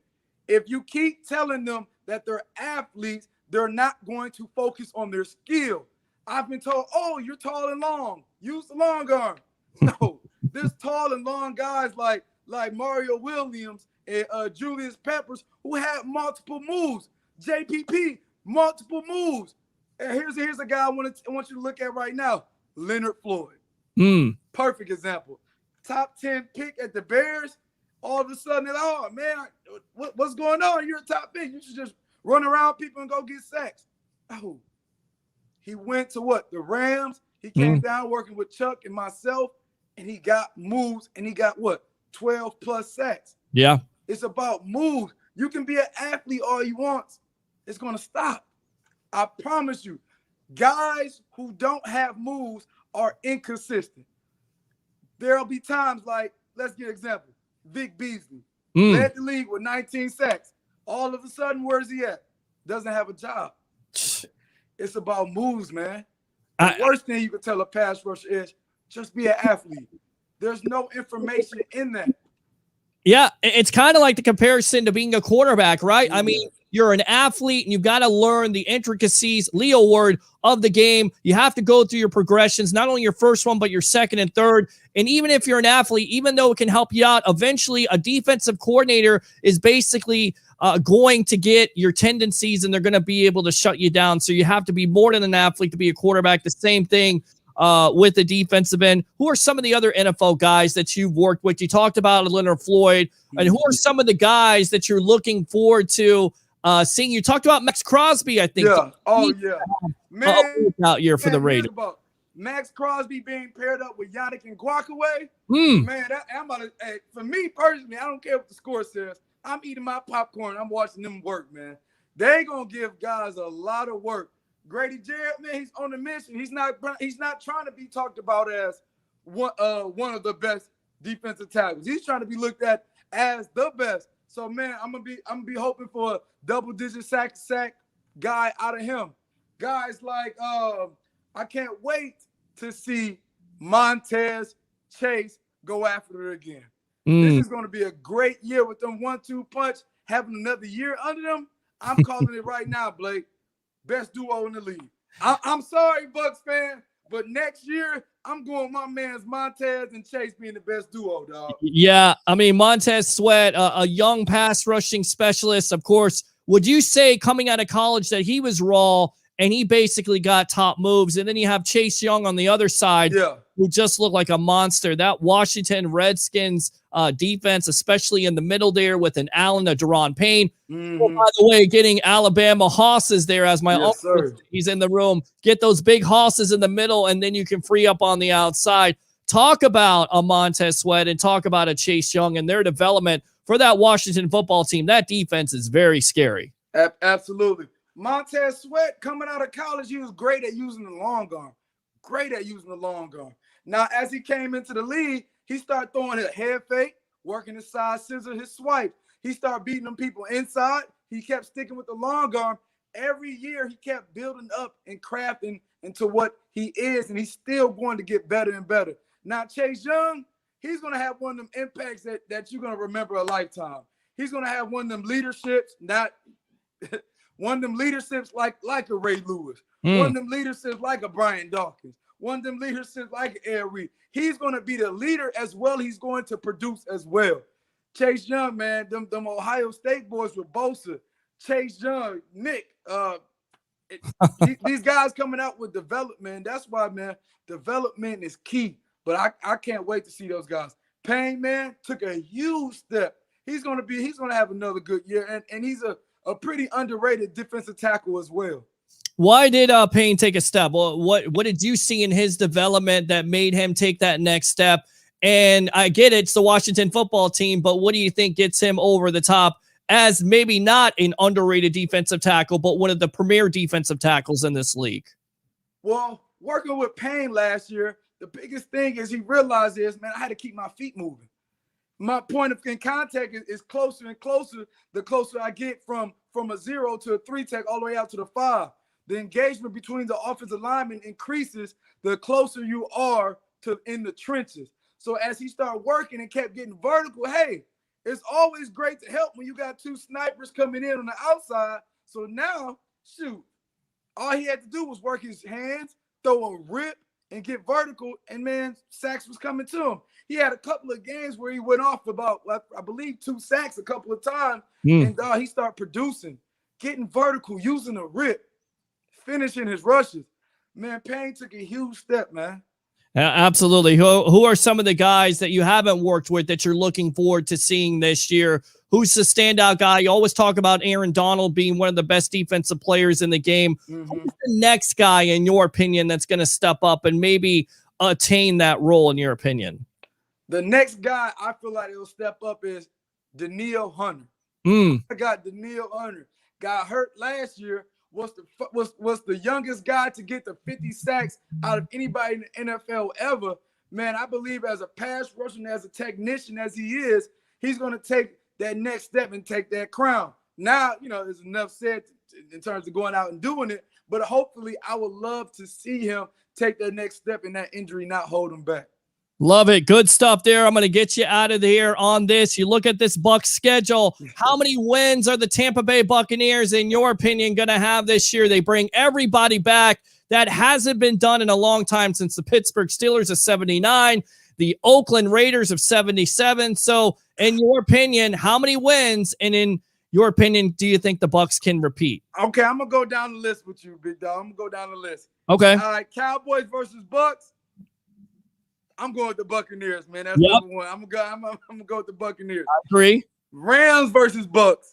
Mm-hmm. Oh, man, that's a tough. Well, you skipped Atlanta now. Now, I know you're a little bit biased because you got your boy Grady Jarrett there, who's going to try to cause havoc. So you got Dallas, Atlanta. So Atlanta. The Falcons, man, they might. I'm gonna take the chance with my ATL time right now. I'm gonna go with the Falcons, dog. I'm gonna go with the Falcons on that one. Let's start off 1-1. Okay. All right, coming after that, what we got? Oh, we got the Buccaneers versus the Rams. Yes. Man, hometown Detroit. I seen what Matthew Stafford can do with nothing. Right. So Matthew Stafford is gonna have a field day. He got weapons, he got protection, and he got a defense. Oh, I'm sorry, I gotta go with the Rams. Well, don't worry, it picks up. You look at Aaron Donald and the kind of job they did with the Tristan Wirfs last year. I mean, holding him to basically nothing. A phenomenal job by that Bucs offensive line. But you may be right there. So they started out 1-2. They started out a little slow. They start out shaky, but it's okay, man. Okay. We ain't got it. All right, we got the Buccaneers versus the Patriots. Yes. Get that one to you, dog. That's gonna be. Hey, it's gonna be a tough defensive versus the offensive game, but ultimately, I feel your defense will destroy that offense, man. Okay, I like it. Next thing we got the Dolphins, right? Yes, the Miami Dolphins. No, I'm sorry, we got the Eagles. All right, man, the Eagles, they gotta figure out an identity. So as of right now, I don't know their identity, and they pretty sure don't know their identity. So I'm gonna go right now with the Bucs on that one, dog. So we 2-2 right now, right? Well, you skipped Miami, so you got Miami after New England. Do you like Miami or you like Tampa Bay at home? Okay, I'm gonna go Tampa Bay. Okay, but, hey, that is a toss-up game right there, man. Okay, be sneaky, picking up some extra weapons, and that defense, man. That defense is good. Got some great pass rushers down there. I can't wait to see that. Okay. Next thing we got, I already called it up. Bucs. You got Philadelphia, so they'll be 4-2. You got the Chicago Bears. Bears. Yeah, with man, we getting deeper into the season. Khalil Mack, I mean, a monster in himself. I mean, you must love watching him. Robert Quinn out there. Yikes. That's a toss-up, man. Yes. Hey, man, I'm gonna go on there. I'm gonna take my Bucs on this one, man. I think the defense will override, and especially having Fields out there, I'm gonna take the experience of Tom Brady to overcome in that game, man. So you think Fields starts from day one? I do. I think if by that time, day one, no. I feel like day two, he'll be there. Andy Dalton to me is not a starting quarterback, and if he's a starting quarterback, then you've got no starting quarterback. So you go with the Bucs over the Bears, 5-2 there, I believe that. And you got at New Orleans on Halloween, of course, Cam Jordan, a pass rusher. A couple guys there, Sheldon Rankins. I mean, they lose the other kid on the other side. They gave Donovan Smith, who escapes me right now, the story. I believe he went to the Cincinnati Bengals. So the Saints on Halloween. You like the Bucs in that game? Man, I got the Bucs on that one, man. In terms of the quarterback, I don't see who's going to be that guy for the Saints. I still see weapons and I still see hope in their defense, but the quarterback is a question mark in my book. So I'm going with the Bucs on that one. Okay. Next thing we got the Washington football team. The rematch of the wild card game. That was a tough game for the Bucs to overcome. They win it, but they're going to have Ryan Fitzpatrick at quarterback. A weapon from the Carolina Panthers on the outside there. The Ohio State kid. Samuel? I'm going with Washington that game. I think Chase Young's going to be out for vision. Him and Montez and that defense are going to all to be on the same page, man. All right. Offense, man, I believe the offense will do enough to get the win, but not in terms of that's going to be a defensive game, and they're going to be looking to hunt, man. They're going to be looking to hunt. I'm going to go with my boy Chase Young out in Washington. 6-3. Next thing we got where am I at right now, Big? The New York Football Giants, November 26th. Of course, the Giants gave the Bucs everything they could handle on Monday Night Football, but consequently, it is going to be at Raymond James Stadium this time, so no weather. Giants versus the Bucs. Bucs win that game, right? Oh, easily. Bucs win that game. That's going to be easy. Hey, even if Saquon comes back with the Bucs, you guys, people don't remember, but you guys were like the number 1 or 2 run stopping defense in the league. Man, they're going to shut everything down, man. I'm going with the Bucs right there. All right, November 28th at Indianapolis. That's a 1:00 game. Of course, Indy, the big-time story, Carson Wentz at quarterback. They draft Kwity Paye out of Michigan. First and foremost, what do you think of that young kid? And his story is just amazing. How him and his mother coming to the United States and everything like that. What do you think of him as a player on the field, and what do you think of his story overall? Overall, man, there's a lot of guys in the league and that you never know what they go through. And when they do share their story and that vulnerability, it inspires others. I get guys all the time when I'm at Chuck Smith Training Says we'll bring guys called our pass rush family. They'll come up, tell about their story, how they got to the league, and sometimes things aren't being written about. But my guy Kwity Paye, first thing in terms of football, he jumps off the table. Mm-hmm. He does things like, oh my gosh, how do you what's going on? His power, his inside counter, his wiggle, his movement. Kwity Paye, man, that's a great guy and a great story. That's a guy that you want to leave on your line for 10 years, ultimately to help build production as well as inspire the next group of guys that come before you. But, man, that's a great kid, man. Yeah, and I think the Indianapolis Colts, that's going to be a tough matchup. Who do you like in that game? It's at Indianapolis, Tampa Bay, or the Colts? I'm going Tampa Bay, man. Tampa Bay has over a surplus of power, and I'm going over that chemistry. And by that time, man, Tampa Bay is rolling 7-3. 7-3. I'm going with Tampa Bay right there. All right, at the Atlanta Falcons, December 5th, 1:00 on Fox. Who do you like and why? All right, man, I ain't gonna lie. I'm going with the Buccaneers on this one. Okay. Man, the Falcons, the biggest thing is with these last couple of years I've been seeing has been consistency. One day they look like they former Super Bowl self. The next day it's like, man, you got all these talent. What's going on? So, man, I feel like they'll pick it back up on the 5th. Okay. All right. There you go. So they're 9-3 now. You have Buffalo at home. Mm-hmm. It's rumored here, Coach Des, that the Bills were going to open up with the Bucs, but they save it for later on. Of course, this is at Raymond James Stadium. The story, of course, Josh Allen at quarterback, Stephon Diggs, and, of course, pretty good defense with Sean McDermott. Who do you like in this matchup and why? I'm going with the Bills, man. The Bills are looking, especially this year, to take that next step, both with that offense and that defense. Man, that quarterback, man, who would have saw this coming? Not a lot of people. The Bills, man, they're going to come back and return better than ever because they have something to prove in terms of taking that next step. So I'm going with the Bills. All right, good stuff there. So we'll go on to the next game here, December 19th at home versus the Saints, and this is a Sunday night football game on NBC. Of course, I know the Bucs want to get revenge, if you will, after that Sunday night debacle at Raymond James Stadium, 38-3. So do the Bucs come out this time? In your opinion, who's the best starting quarterback for the Saints? Is it a Jameis Winston or is it a Taysom Hill, and why? I'm taking Taysom Hill. Okay. Jameis Winston, he's one of them guys that he scares me, man. There's times where he'll give you 4 touchdowns, 4 picks. So it kind of balances out. I'm going with Hill due to the fact that I feel like I could get a more consistent game throughout the season with him. Now, Jameis Winston, man, you want to keep him, hyped up, keep him ready, but I'm comfortable starting him for a whole season to be consistent. As you Bucs fans been seeing throughout the whole year, you replace Jameis, you get a quarterback who's not going to turn the ball over, you guys a chance. But inconsistent guys get coaches fired. I'm going to be real with you. So you don't feel like that he can have that, Sean Payton can have the same effect that he had on a Teddy Bridgewater, where Bridgewater goes from 9 touchdowns, 2 interceptions. you're not sure if Winston can cut down on those turnovers. He is what he is, in your opinion. Honestly, yes, he is what he is. At least with Hill, I believe that he can rally a team. You can use him for multiple fronts. He's athletic in terms of getting out the pocket. He is more athletic than Jameis Winston, and I feel like he can make plays, and the team will rally behind him. Okay, so Taysom Hill, in your opinion, is going to be the starter there, gives him a better shot. Who wins the game, Bucs or Saints? Oh, I'm going with Buccaneers on this one, man. Okay, where are we at? The Saints are going to have a rough year.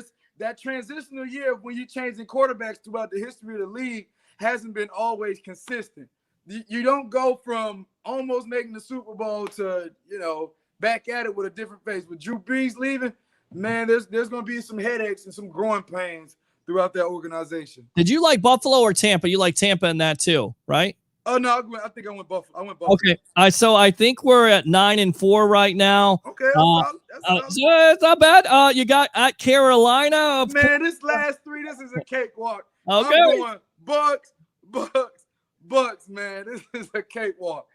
So you don't necessarily believe in the greatness of Sam Darnold starting over. Of course, the Jets, a god-awful franchise, no coaching. You have Adam Gase. You're not putting the weapons. So you don't think that kid can turn it around. You don't think he's necessarily an upgrade over a Teddy Bridgewater, right?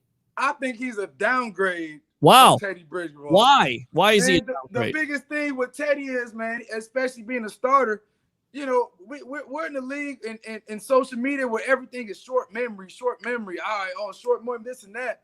Teddy Bridgewater, I believe he didn't have a fair enough chance of keep going out there due to his injury and due to what he did on the Saints. He had a good background of where you should give him a chance. Now getting Sam Darnold, which was I don't see in terms of him throwing the ball, turning the ball over, getting down in the playbook, being on the same page with his receivers. They don't have enough help out there. They got, Christian McCaffrey, but guys like that, you can't keep giving him the ball. He's going to take a huge pounding and possibly have a shorter career. He needs more weapons. He needs more things around him. But Teddy Bridgewater, if you want to get through this period of time, let's say this, Blake, I don't believe neither one of those guys are the franchise guy. Okay. Maybe a 1-2 year rental, but you got to find somebody to draft eventually, man. Okay, so Dallas is 1 win. Atlanta you have as a loss. The Rams as a loss, so they're 1-2. New England's a win. Miami's a win, so they're 4-2. Yes, sir. Philadelphia's a win, so they're 5-2. Chicago's a win, so they're 6-2 at New Orleans. They're 7-2 at Washington. They're 7-3. The Giants, that's a win.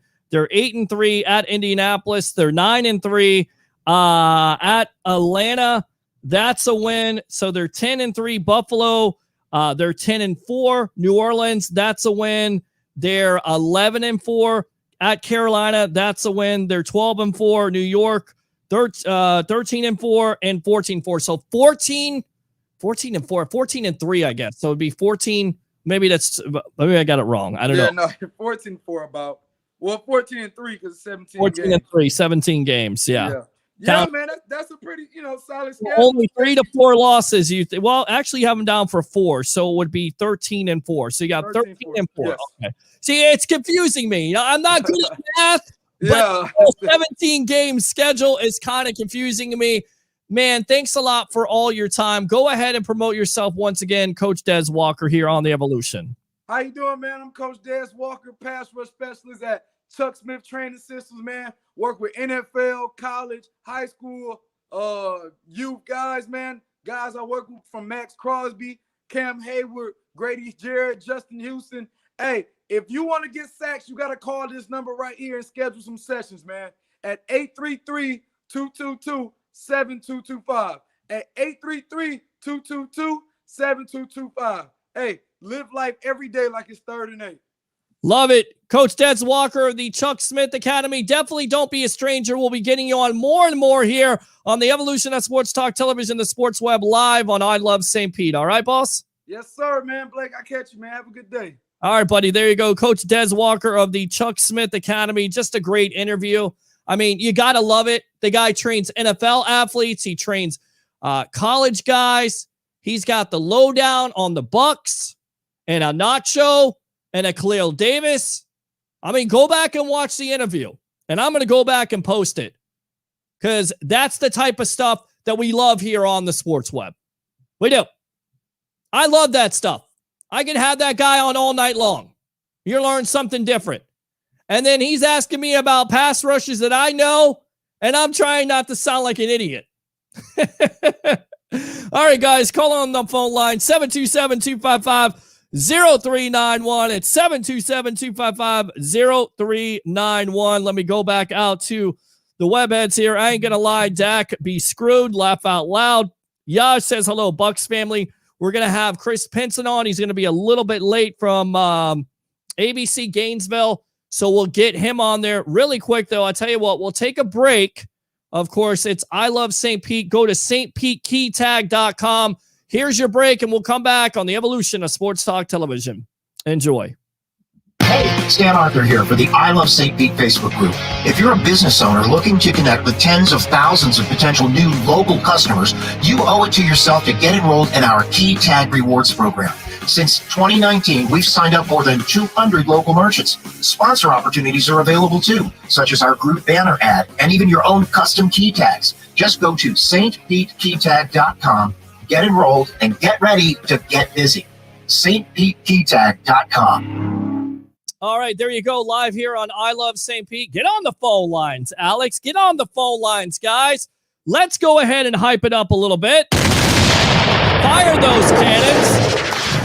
I got this new thing here. If you come at me with some terrible take, I'll just do this. I mean, I love that. Of course, don't do this tonight. I don't want that. I just don't want that. I want this right here. That's what I want. I like this. Boom, shakalaka. Of course, I'll give you some applause. I mean, who doesn't like this? Oh, yeah. Who doesn't like this?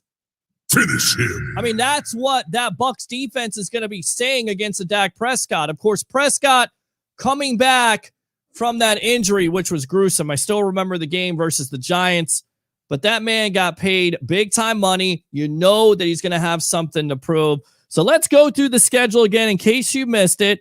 Let's go ahead and go to the preseason really quick. Of course, August 14th, you got the Bengals. All these times, of course, are going to be, or all these games are going to be on WFLA Channel A here locally in Tampa. August 14th on Saturday versus the Cincinnati Bengals. August 21st versus the Tennessee Titans. And August 28th at the Houston Texans, who at this point, who knows who their quarterback is going to be. Let's get to the regular season. The big story of the night, the big story of the day. Which, by the way, thanks a lot, guys, for revealing it. You're supposed to have a reveal about 7:45, 8 o'clock here on the NFL Network. They revealed it at 8 o'clock this morning. I felt like going live. I really did. But you got the Dallas Cowboys, America's team, on September 9th on a Thursday, 8:20 on NBC, opening it up. September 9th versus the Atlanta Falcons, 4:05 on Fox. Sunday, September 26th at the LA Rams. Kind of looks familiar, doesn't it? I mean, 2019, the Rams in that third game, how did the Bucs do? One of the highest scoring games you've ever seen in your life. We'll see how that works out, though. Right? I mean, the big-time question, Matt Stafford, the new starting quarterback, can he stay healthy? Because if he can, that team is definitely in the conversation of not only the playoffs, but Super Bowl. Playoffs? Yeah, I said playoffs. Playoffs? Yeah. Don't talk about playoffs. Well, you kidding me? Playoffs? I think there's a lot of people that are talking about the Rams in that conversation of being a playoff team. So, yeah, the Rams, of course, this is my favorite game. This has got to be your favorite game. Sunday, October 3rd, my birthday, versus the New England Patriots at Foxborough, 8:20, Sunday Night Football on NBC. 5 primetime games for your Tampa Bay Buccaneers. Sunday, October 10th, Miami here at Raymond James Stadium, 1 o'clock. Thursday, wow, 4 days in between. This is what Leo Haggerty was talking about when he came on, versus the Philadelphia Eagles. That's Thursday Night Football. Who likes Thursday Night Football? Not me, but I get it. It's going to be on Fox, NFL Network, Amazon, whatever else they have, 8:20 there. Sunday, October 24th, versus the Chicago Bears here at Raymond James Stadium. That's a 4:25 game. Sunday, October 31st on Halloween. at the New Orleans Saints, 4:25 on Fox. Then you get your bye week. Sunday, November 14th at the Washington football team. Once again, a rematch of the wild card game. Monday, November 22nd versus the New York Giants. That is a Monday night football game. Of course, the Bucs had difficulty disposing of the Giants, but they beat them in a close contest last year. This year will be at Raymond James Stadium, so we'll see how that works out on ESPN. Sunday, November 28th at Indianapolis with Carson Wentz. A lot of great expectations for the Colts. We'll see. Opportunity to win that division, 1 o'clock. Sunday, December 5th at the Atlanta Falcons, 1 o'clock. Sunday, December 12th, the Buffalo Bills come to town. 4:25 game there. Sunday, December 19th, the New Orleans Saints. That is a Sunday night football game on NBC. We'll see who's the starting quarterback. That should be a storyline this year. Is it Jameis Winston? Is it Taysom Hill? Is it both? Who knows, right? And I'm not following my schedule here, but these are the games here. And I believe this is it right here. This is where we're at. December 26th, Sunday at Carolina, 1 o'clock. Sunday, January 2nd at the New York Jets, just in the season. Of course, improvements all over the place. Zach Wilson at quarterback. They improved the offensive line, but will it be enough? Most likely it won't. And Sunday, January 9th versus the Carolina Panthers. So how many wins, in your opinion? Because Leo said 11. So 11-6. He believes that 11 wins will win that division. Of course, you got a 17-game season. Coach Des says 13-4. What do you say? 727-255-0391 and 727-255-0391. Once again, hello, Bucs family. Let me go ahead and fire those cannons for you guys. Alex says, what's up? Alex again. So excited for the season. Yaj again. Let's get this season rolling. Bucs going 12-5. I like it. We owe the Bears a true ass beating. 12-5. So 12-5. I'm going to go a little higher, but you know me. I'm a Super Bowl or bust guy. Now, much has been made about the Bucs possibly going undefeated. I think it's going to be very, very tough to do that. And I definitely want to get this guy on because he wants to talk about it. We'll give him a call really quick. Yes, I am still on. We got Chris Pinson coming on. I'm just texting, doing my production duties here. All right, so it's ringing. Let's see if we can get him on. This would be a special guest who is made. Yes, Sean the Sports Don. Welcome to the Evolution. And of course, it is a great night for all NFL fans as the schedule was revealed and the Tampa Bay Buccaneers open up versus America's team, the Dallas Cowboys, and Dak Prescott. Your thoughts? Well, I thought that was going to possibly be a strong possibility that would be the team that the Bucs open up with, or what the NFL want to open with. The NFL is about making money. It's about making money. So how do you do that?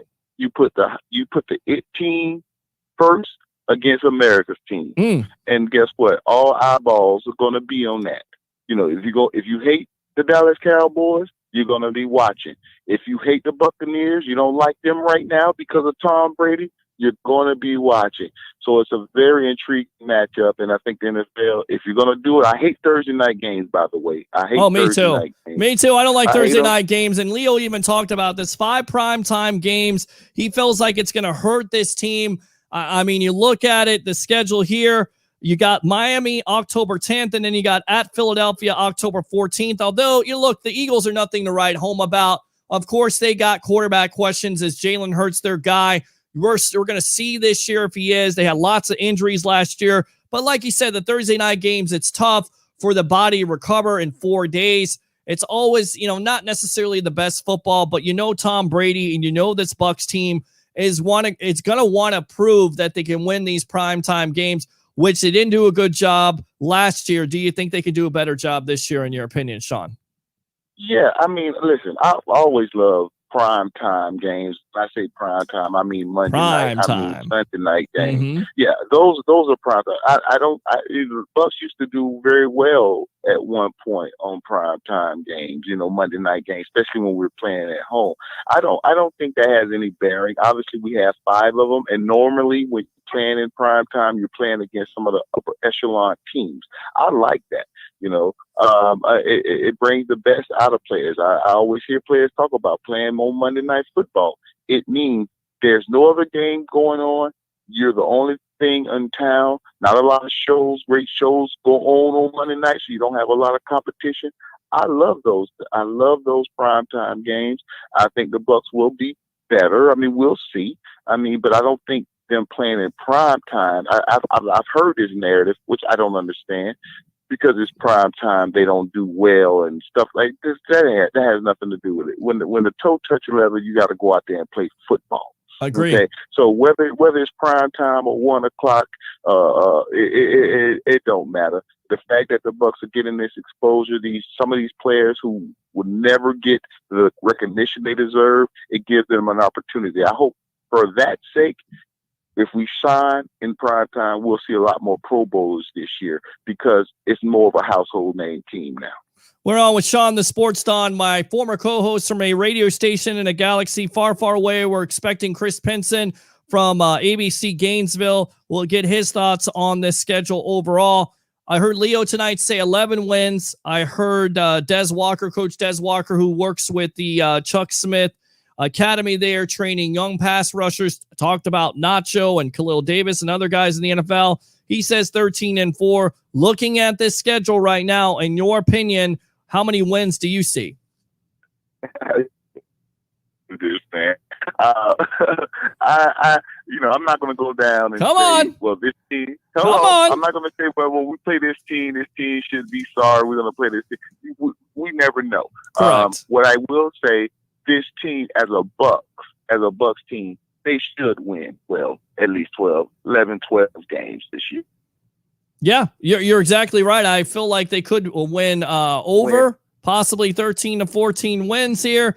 Of course, it's screwy this year with the 17 week season, so it's kind of screwing some things up. But I'll tell you right now, the Dallas Cowboys, I like to see the Buffalo Bills, but and I think he's gone. I don't know what happened. I guess Sean once again purchased his phone at 7-Eleven. We'll get back to him in a moment. We got our guest on here, Chris Pinson. We're getting him on. Open phone line if you want to get in. I mean, this is what I hear tonight. I'm hearing this. I'm not liking that. All right, we got Sean back. Sean, welcome back. I told you about purchasing your phone at 7-Eleven. You can't do that. Go ahead and finish your thought process. Yeah, I think winning 12 games, that should be the barometer right there. What 12 it will be, we'll see. I think winning 12, that should go without saying. 12-5, that's a record that you can still go in and win you a Super Bowl. You put yourself right there in the mix. Now, obviously, we don't know which teams are going to be good and which teams are going to be suffering from injury. So, when you look at last year, first game of the season was the Chiefs versus Houston Texans. No one knew Houston would be that sorry. I did. Going into that. That's a lie. You didn't watch the Sports Web. I knew that the Houston Texans were going to be terrible because they got rid of their biggest weapon. Right. They got rid of their biggest weapon, but they also brought in some guys that you didn't think they would just only win 3 games or whatever it was. They won. The hell I didn't. I thought they were going to be one of the laughing stocks of the NFL. Listen. Sean, I don't understand this. This is what I don't understand. You get rid of the biggest weapon with the Texans. We know that the coach has led them to playoff appearances, but he's a terrible GM for that trade alone. And then the quarterback decides to sign an extension, which I don't understand because he didn't want to be there in the first place. You had to know that it was a culmination, Leo word, of a perfect storm of suck. Well, first of all, we did not know that the quarterback. Well, I did. You didn't watch the show. That's your problem. You got to watch the show. No. That's what I think about you right there. Let me finish.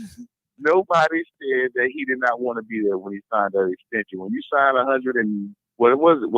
Almost $1 billion, half a billion. I don't think it was $1 billion contract. there, Sean. When you sign that much, you did not say you didn't want to be there. But what you did not see, again, a team that was that close to winning the Super Bowl falling that far off. And that's all I'm saying. When you watch San Francisco 49ers go to the Super Bowl, they were basically 3 minutes away from winning the Super Bowl, and they did not win it. You did not see the San Francisco 49ers only winning 5 or 6 games like they did this year because injuries is an equalizer. So what teams you think may be good may not be good this year. What teams you didn't think were going to be good will be good this year. Let me tell you something. Miami is going to be something to be reckoned with next year. I believe that. Really? Why? Tua to you is going to be the starting quarterback of this team? I mean, is he good enough to start consistently for you? I haven't seen enough from him. Well, what I've seen enough from Dolphins is they have a great defense. I agree. And they added to that defense. So when you have that, you're probably going to luck into 8 or 9 wins because you're not going to have to score that much all the time. But, by the way, Miami has added some offensive firepower too. Let's not forget about that. So now Tua, he's going to be 1 year removed from that hip injury. He's going to be a little bit probably better mobility wise, and he's going to probably be able to do some things. So I look at them as going to be in a very strong out for somebody. The Patriots, they're coming back. They're bringing back all those players who opted out. A lot of people don't talk about that. They had like 8 or 9 players opt out just on defense alone. You get to get a lot of those guys back. Guys that were Pro Bowlers, all pros, they're coming back.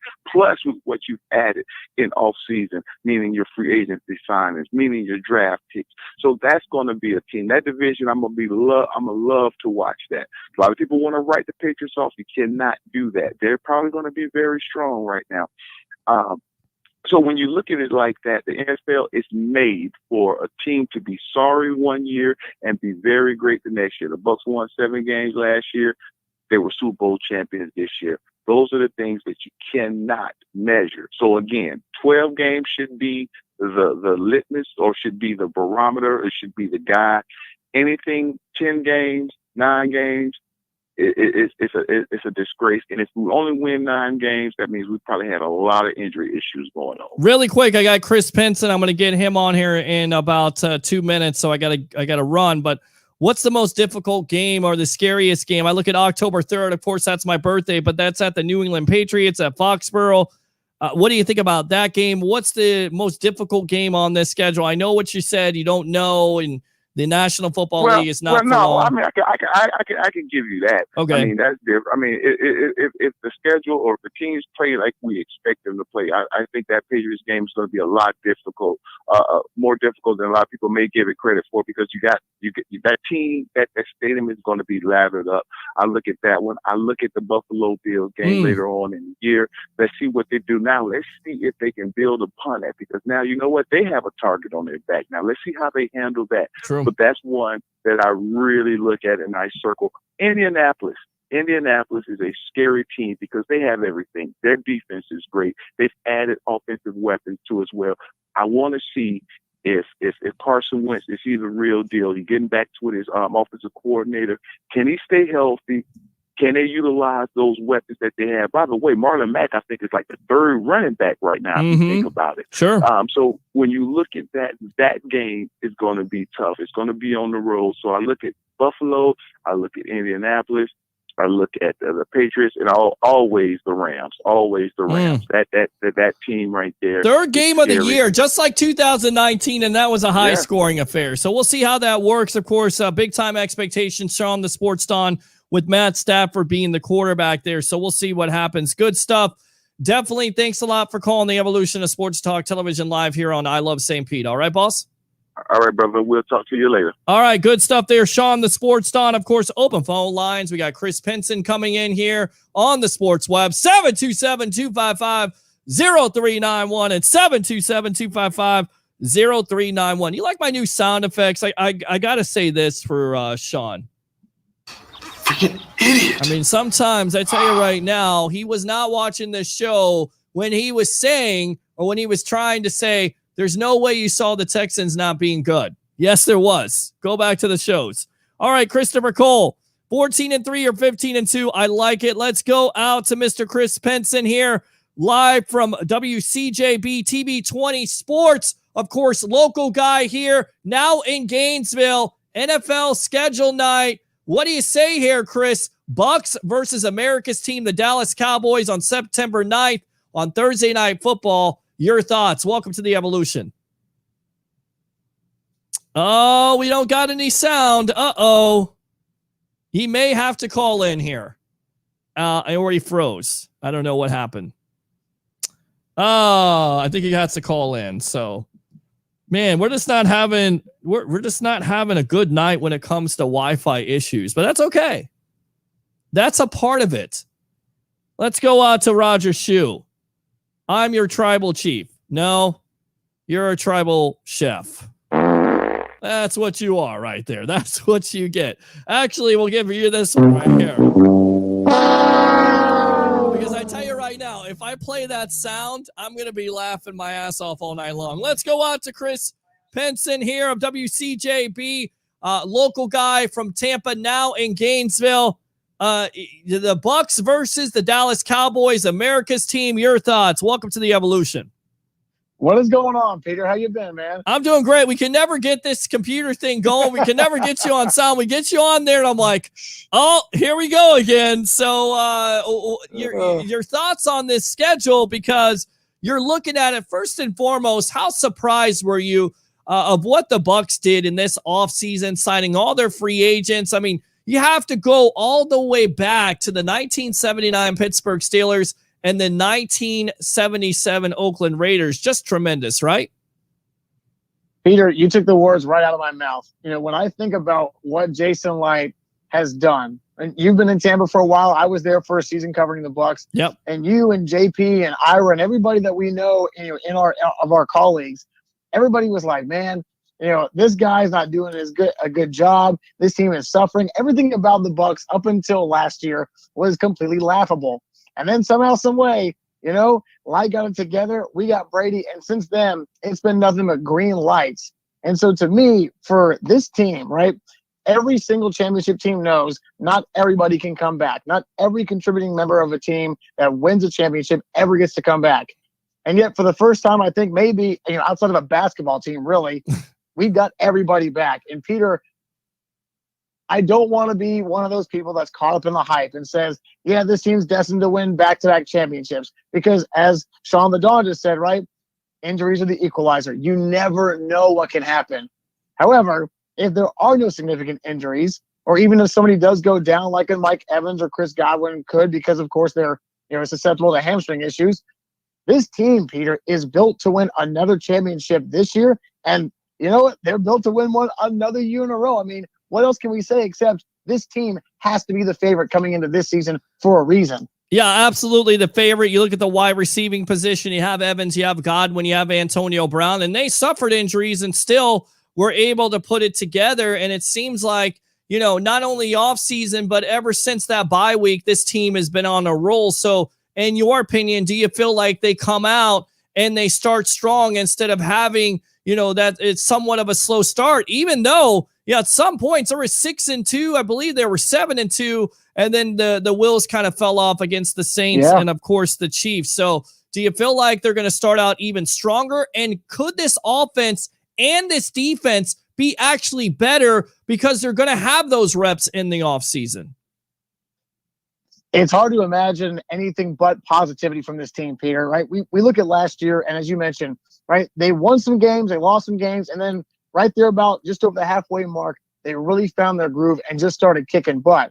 However, right, those first 3 or 4 weeks, everybody said, well, you know, Brady looks washed up and this and that. You're now giving Tom Brady, who literally came in a brand new system with all new terminology and players and everything else that he could possibly try to handle, and they still won the championship. And now this year, you're going to give him extra time with OTAs and all-season workouts and everything else that he needs to get this team into shape. Peter, to me, the sky is the limit for this team. I don't see any other way this team, I mean, looking at the schedule, which I'm sure you've already combed over quite a few times, but now, Peter, I'm going to say this, right? I'm going to be bold. I think, again, this is a bold pick, but I'm saying September 26th, Bucs versus Rams, I'm calling it. That's your Super Bowl matchup. That is your Super Bowl matchup. Calling it right now. So what's the Super Bowl matchup again? It's the Rams and the Bucs. Okay, so the Rams and the Bucs for the NFC Championship game in the Super Bowl matchup, you think, or is that too early? Well, okay, right. So I apologize. Right, that's right. Yeah, they're both NFC teams. So okay. yeah, right, it's all right. Right. Thank you. Right. So let's call it NFC matchup because to me, Peter, LA in the last 3 years, of course, has been a great team. However, we both know this is a quarterback-driven league. Sure. So if you don't have a great thrower, you can't win games. And you're going to give Matt Stafford, somebody who I think still has a lot left in the tank, you're going to give him an offense with Cooper Kupp and Robert Woods and a whole lot of other options. And you're going to give Aaron Donald somebody who he knows can put points on the board. His efforts aren't just in vain. Peter, I like this matchup to be probably the NFC title game preview. The rest of the way, Dolphins, I think they're good. They're still a couple years away from being great. Agree. I think like you, as you said earlier with Sean the Dawn, I'm not sold on Tua. No. I think he can be a good quarterback, but last year he did a serviceable job. But you and I both know that organization and its fans are crying. They are pleading like the Bucs were to get something off the ground. And I think this year is especially the critical year for him. What do you think? Yeah, no, definitely it's critical. And I felt like if Deshaun Watson didn't have those legal troubles, I think he was a prime trade candidate for the Dolphins to look at. I mean, you put Watson with that defense already being in place with the coaching that they have, that seemed like a perfect situation. You talk about Dallas opening up, Dak Prescott coming off the injury. Of course, a lot of excitement with the Atlanta Falcons. I'm not sure about their defense. Of course, they add Kyle Pitts. You have New England there on October 3rd, which is a coming back party for Tom Brady. That should be a tough game. Looking at Philadelphia, to me, that's not a tough game, but it's a Thursday night game. I mean, is there any worry at this point, Chris? And we're on with Chris Pinson of WCJB in Gainesville here on the Evolution of Sports Talk Television, the Sports Web Live on I Love St. Pete. Any problem? Do you think they're going to be able to overcome that bugaboo of playing on prime time with the 5 primetime games they have this year? It's hard for me to say they will, just because we know that Brady shines so well in prime time. You think of all the matchups that he's played against all these great quarterbacks, whether it be in regular or in the playoffs. And when the lights shine brightest, they never get in his eyes, right? He only seems to make them brighter, and he shines brighter under that thing. Peter, look at the schedule. I will tell you, right, outside of week 3 against the Rams, I'm intrigued about the Dolphins matchup. I'm looking to see what Brady is going to do against what I think is going to be the second best defense he'll probably face over that first 6-game stretch. But after that, Peter, looking out, you got Bears and Saints. And that's my big question, Peter, is right. You and I both know the Atlanta Falcons offense is going to be scary between Calvin Ridley, Julio Jones, now getting former Florida Gator Kyle Pitts at tight end. They're going to be a dangerous weaponry to try and manhandle. But outside that, Peter, when I look at the Saints and the Falcons and the Panthers, not one of those 6 games they're going to play in the division scares me at all. I think the Bucs can easily sweep them as easy as Brady and the Patriots used to sweep the Bills, the Dolphins, and Jets. Yeah, it's a good point. It's an absolutely good point because you look at the Carolina Panthers, they got Sam Darnold. He's a young prospect. I think eventually he's going to be better than Teddy Bridgewater because he has more around him. Better coaching staff. You have the Saints. You're not sure who the quarterback is. You assume it's going to be Jameis Winston, but it could be Taysom Hill, of course. And you have the Atlanta Falcons with Kyle Pitts. What are your thoughts? Because you get a chance to see him more than we do, but I know there's a lot of Gator fans out there. One of our guys, Yash, here, big-time Gator fan. What are your thoughts not only on a Kyle Pitts to the Atlanta Falcons, but a Kyle Trask to the Tampa Bay Buccaneers? Were you surprised that he didn't go in the first round? What did you see from both of those prospects from the Florida Gators? Well, as you mentioned, right, as somebody who covered this team, Peter, Kyle Pitts is every bit of the reckoning force that people are talking about, right? There's a reason why he's the highest drafted tight end ever in the history of the NFL because at 6'4", 230-plus pounds, the guy ran a 4.41. I mean, the guy can flat out fly. Scary. And literally, again, right, it's a little overblown that he was getting so many Calvin Johnson comparisons. But, when you think of other receivers, right, because Randy Moss was always tall like that, but he was always very thin. And for Kyle Pitts to be as stout as he is, just like a Calvin Johnson, I mean, Peter, the guy's catch radius was ridiculous. His ability to match up with cornerbacks or linebackers or anybody you threw at him and just simply dominate them flat out over and over again during every single game I watched, it's unparalleled. So to me, again, he's going to give Atlanta and Matt Ryan a huge, huge boost for that offense.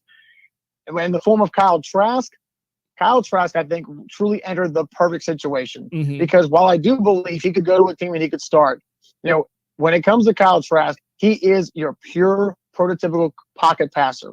He's a guy that cannot elude the rush. He's somebody who needs a clean pocket. But he does one thing that I really think Gator fans are going to miss a lot this year, Peter. And the fact is, he can make a lot of throws and great reads over the middle. And when you talk about whether it's high school, college, or pro football, if you're a quarterback who can make the throws over the middle, you're going to find a lot of success. So I think for a guy that's super humble, super hungry, and super coachable, to be sitting underneath the wings of the GOAT, Tom Brady, who is more than happy to teach anybody and everybody how to be a better player, a better teammate.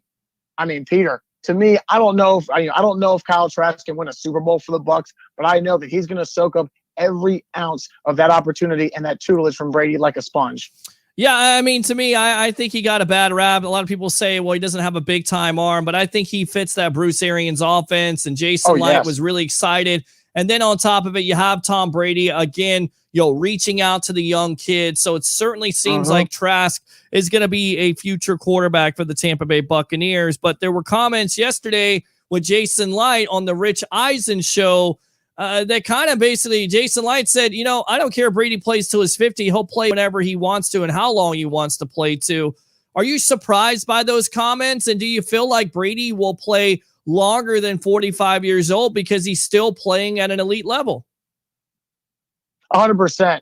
It's funny, Peter. I was actually listening to the local ESPN talk show in Gainesville today, and the topic was, when players like a Willie Mays or Jordan or somebody else, right, joins a team, and that they really don't have it anymore. They're past their prime, right? Sure. It is sad. It is sad to watch them play because you realize they should have hung it up.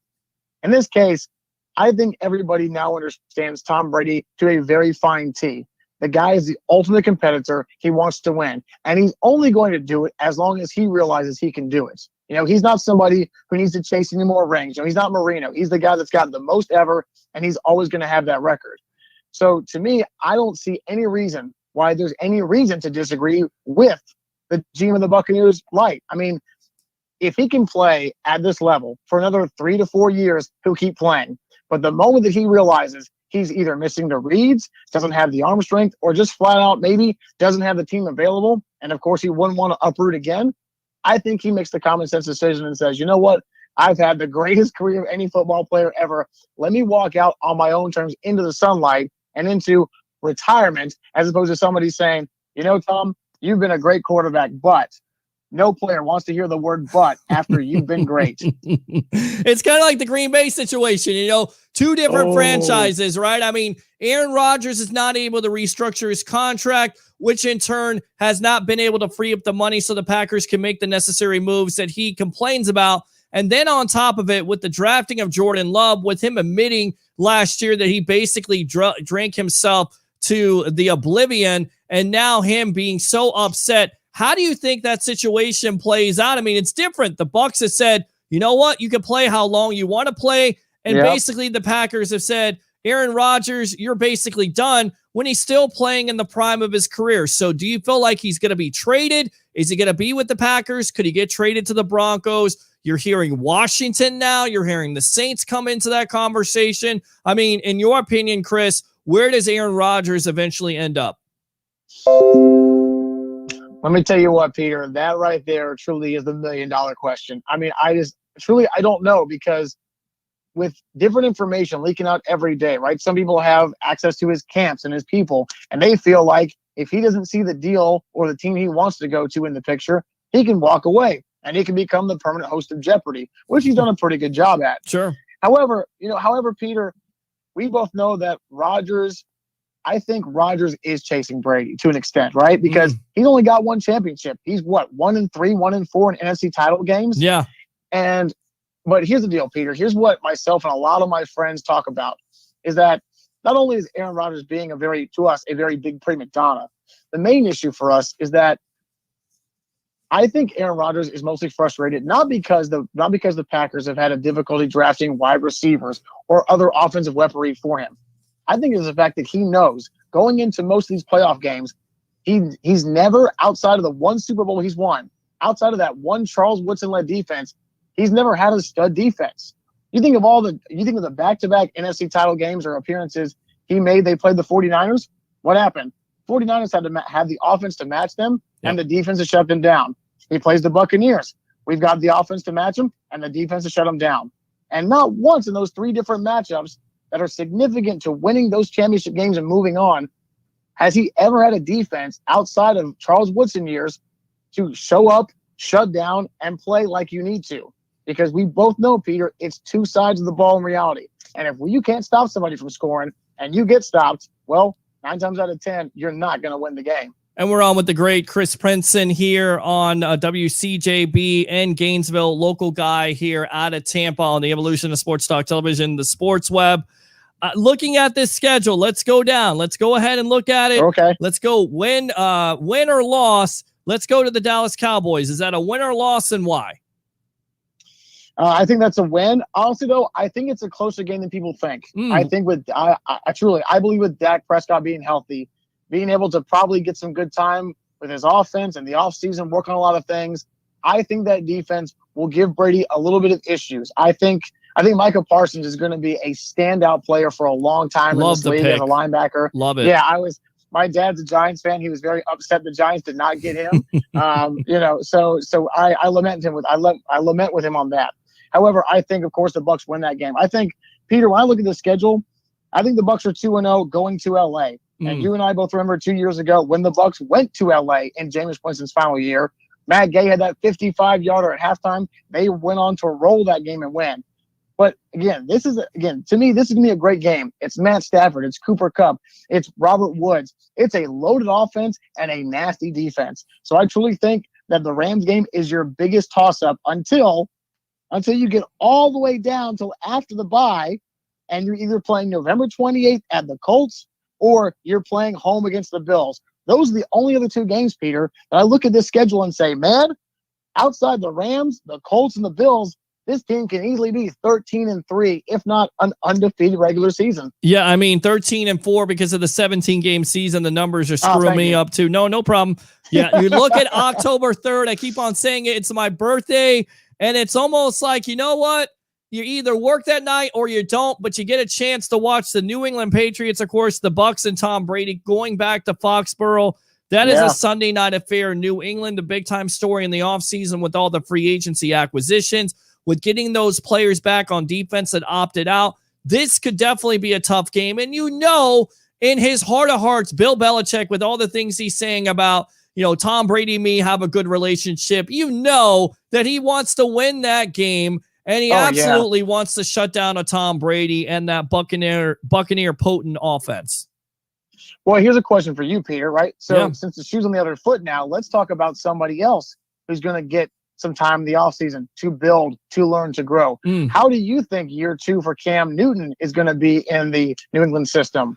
I don't think he's going to be good. I think he's done. I think his skills have deteriorated. I don't think he's the same quarterback anymore. I don't think he's fit in that system. And I think there's a reason why you drafted Mac Jones out of Alabama. Again, 77% completion percentage, 41 touchdowns, only 4 interceptions. To me, I think it was a mistake by the 49ers. I get it. You want to get a Trey Lance kid who's an athlete, but at the end of the day, Jimmy Garoppolo most likely is going to be the starter. I get it. Lance has potential, but for me, Mac Jones is the most NFL-ready quarterback to come into the league. And I'll tell you right now, don't be surprised if he starts day one. Wow, Peter, listen, Peter, there is nothing about the last 20 years of Alabama football that gives me any confidence that any quarterback from that school is going to be great, right? Whether it's A.J. McCarron or anybody. None of these guys that they've had produce, right? Because to me, Peter, the biggest detriment for Alabama quarterbacks is that they always have it so easy. They have the best running game in the country. They have the top-notch receivers. They have the best offensive line. They have everything that you could want in a quarterback. And clearly, when you go as a high draft pick, Yeah, you're getting paid high dollars, but you're going to teams that don't have any of that. And for Mac Jones clearly being more of a Pillsbury Doughboy than a Trey Lance, I just don't know if he honestly is going to be able to pan out in the NFL, not having every luxury at his lap. It's a good point. You got the Miami Dolphins October 10th. I mean, we talked about Tua in that defense. That defense is very tough, so that could be a tough game. You got Philadelphia. To me, they're trying to find out what they are. I don't know what they are with Jalen Hurts at quarterback. The revenge factor, Chicago coming to Raymond James. Of course, you know, it depends on, is Justin Fields starting, which Coach Des Walker believes is going to start, or is it Andy Dalton by then? You would think it's Justin Fields, right?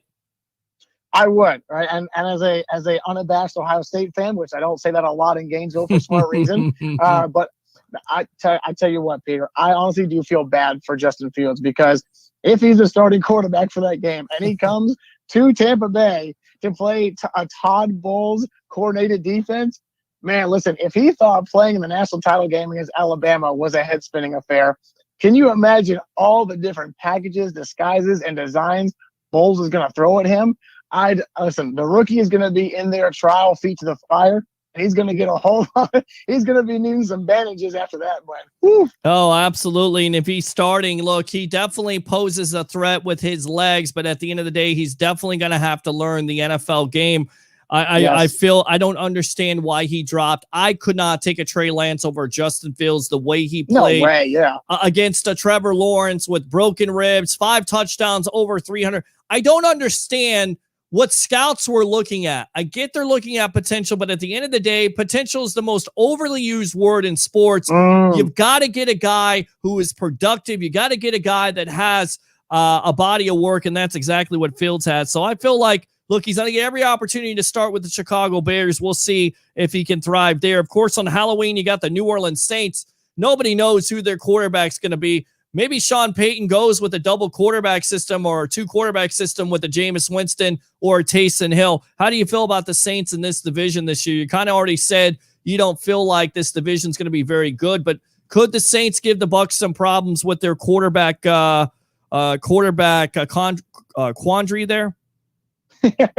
Tough to say. That's exactly what it is. Now, right now, it's funny, but it's funny you bring up them, because I was going to say to you, speaking of potential, what do you think about the quote unquote new Jameis Winston talk? Because I've seen a few videos on Twitter and Instagram of, James putting in all this hard work. Sure. And there was never a secret in Tampa, right? Everybody knew that Jameis Winston was always first one in, last one out. He was one of the hardest working guys in that locker room. He was a big leader. He wasn't disrespected, and the community loved him. It's just he couldn't stop turning the ball over. That's what it comes down to. I don't know. I mean, I look at it. Right. I look at Peyton. I look at the impact that he had on a Drew Brees. I look at the impact that he had on a Teddy Bridgewater, and even a Taysom Hill to a certain degree. But I still feel like Winston can start in this league. He's got the arm strength. He can make every throw that you want. I mean, at some points in the season, was amazing for the Bucs.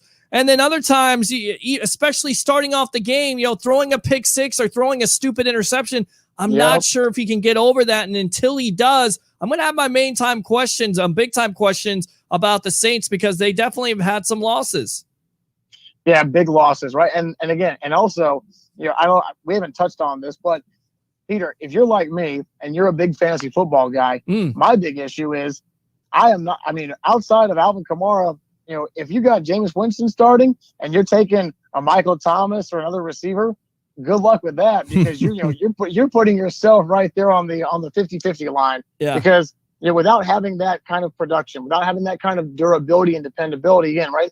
James could go off for 4 touchdowns and 480 yards. But we saw plenty of times in 2019 the guy would throw for 4 touchdowns, 3 picks, and 400 yards, and they'd either win or lose the game on Jameis. So if you're rolling with Jameis Winston, you're rolling with a chance to roll snake eyes or lucky 7 every time, and there's no in between. Yeah, absolutely. All right, so they get a bye week. It's earlier this year than it was last year. Of course, Pro Football Talk talking about that big time thing for the Bucs last year. November 14th at the Washington Football Team with that defense. Not sure about the offense, what it's going to be. So what do you see in that game versus the Washington Football Team? Of course, Montez Sweat. And you've got the greatness of Chase Young, and of course the Washington Football Team. I can't say the name wants to get revenge. I almost said it. So what do you see? Honestly, I see another game where it's going to come down to making plays. I mean, I have all the faith in the world the Bucs are going to win that game, but I do believe that with Ron Rivera being their coach, a guy who definitely knows how to be a detailed game planner, I think he's going to come back this year with something. Now, question being, right, who's going to be their big quarterback? Who's going to lead them? Because Terry McLaurin is a great receiver. I mean, that guy can flat out get open and catch the football. Sure. You got him. You know, I mean, they've got a decent offense. Curtis Samuel, another Ohio State guy with speed. So, much, I mean, exactly. Yeah. I mean, You the got Ohio two guys that State. can catch the football. Right. Yeah, you got two guys that can catch. But the problem is, if you don't have a set quarterback who you know you need to depend on can make you get down the field and find the end zone, you're in trouble. And so to me, it's gonna be another win. Although I'm interested to see the build to that game, only because I would love to see more good, friendly trash talking between the GOAT, Tom Brady, and Chase Young, because that was pretty fun last year. I agree. All right, the New York Giants, the Bucs, of course, had difficulty on the road, but this year they get Monday Night Football at Raymond James Stadium, November 22nd. Who do you see in this game? To me, it comes down to, is Saquon healthy? Even if he is healthy against this run-stopping defense that can stop anybody, it puts the pressure on a Daniel Jones. And I'm sorry, Jones, again, he has potential. I'm just not sure if he's going to be a quarterback in this league unless he improves on what? His turnover situations.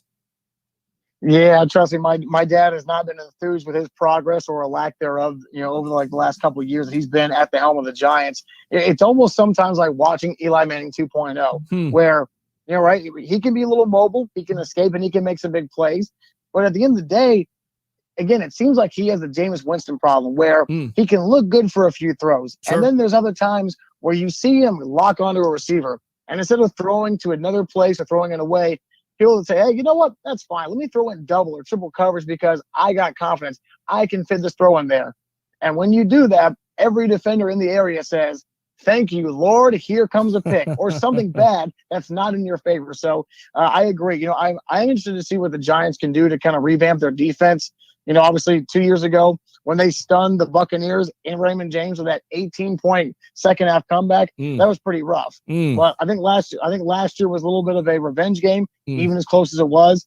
And I think this year coming up, Bucs take care of business at home and don't let the Giants spoil their Buccaneer bash. Absolutely. You got Indianapolis on November 28th. Is this a scary team to you? I mean, defensively, they're sound. The question mark, once again, goes back to quarterback. You either have one or you don't. In your opinion, do the Colts have one in a Carson Wentz? And can he turn it around?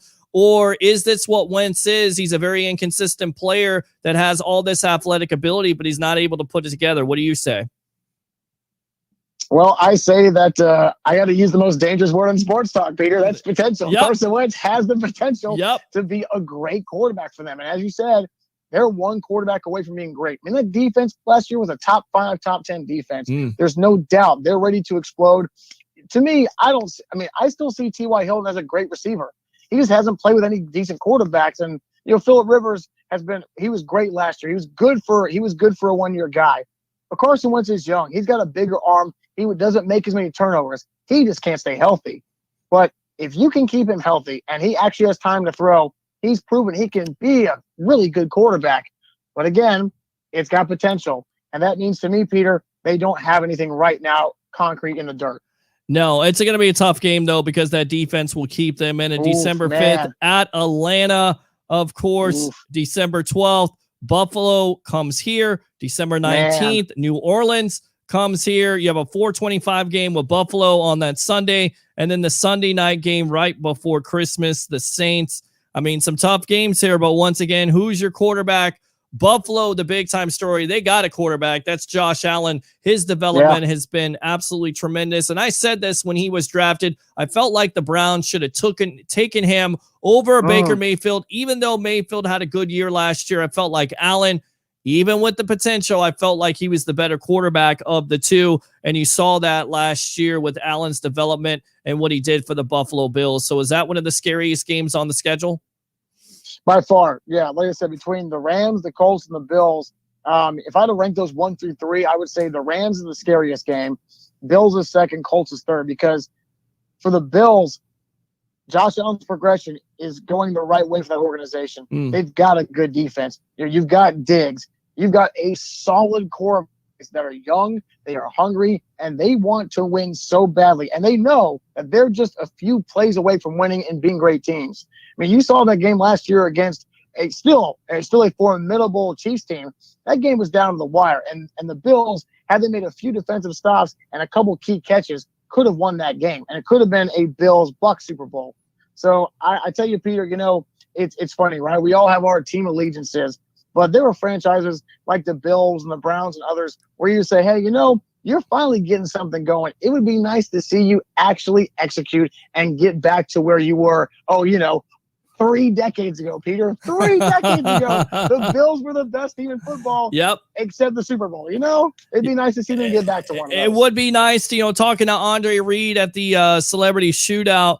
And I asked him and I said, how's it feel for the Bills, to be back in the spotlight, and he was happy to say it, and talking to him about the 4 Super Bowls, and of course you could still say you could still see that he was kind of upset about it, but they made 4 Super Bowls, so we'll see if the Bills can get back to that again. It definitely looked like they took a step last year to do that. Now again, we talked about the Saints at Carolina on December 26th, January 2nd at the Jets, and then January 9th they end up with the Panthers at home. Any problems with that? Of the Jets just in the season? I mean, Zach Wilson coming in as a rookie quarterback. I mean, oh my gosh, that to me, that's a pretty easy game. That's a pretty easy slate of 3 games. So you say how many wins again?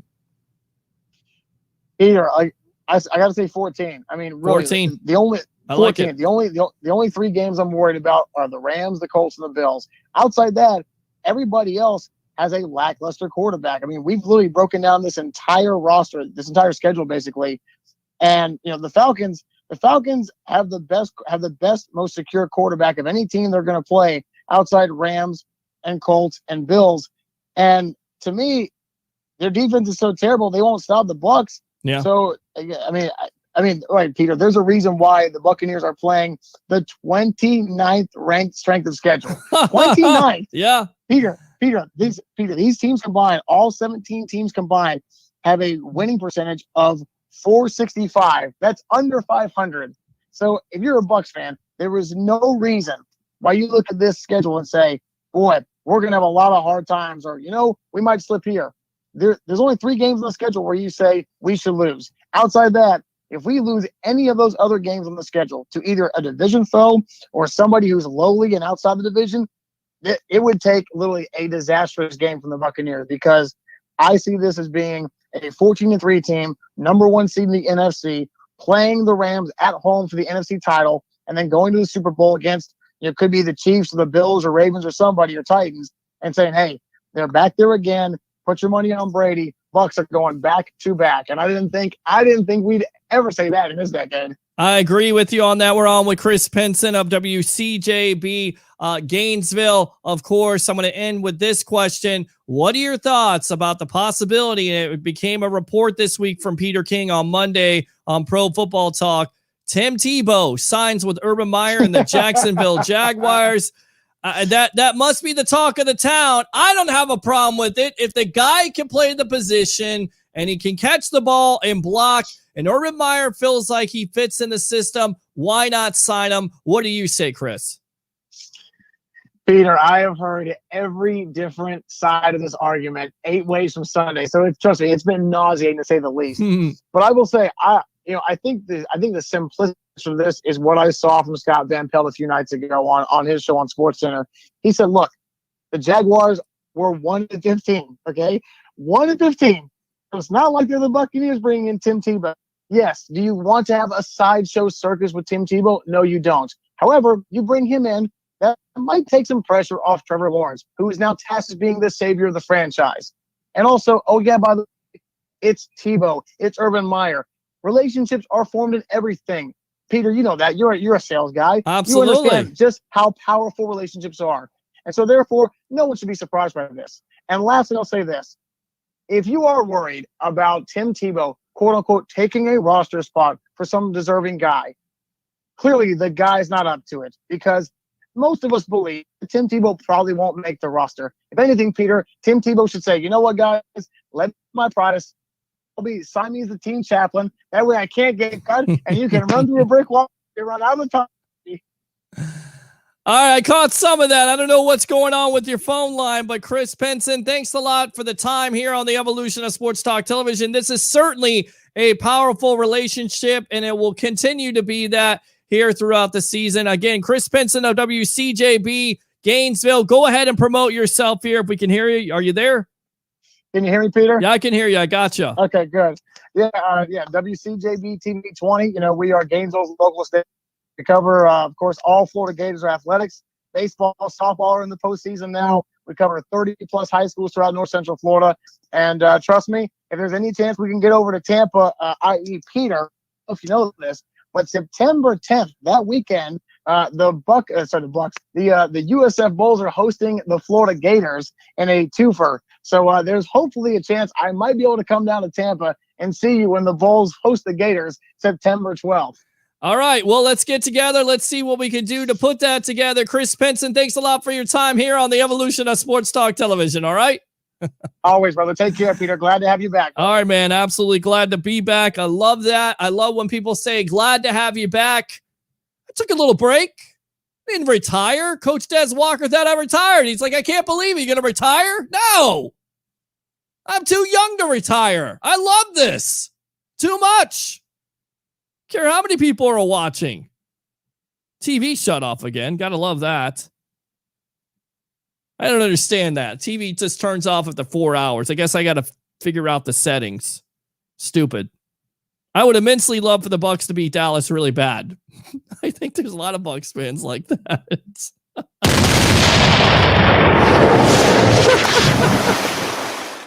I mean, I'm happy for Dak getting that big time contract, but you know, who doesn't want to see Shaq Barrett and JPP get after it? Who doesn't want to see Devin White with the way he sacks quarterbacks to get after it?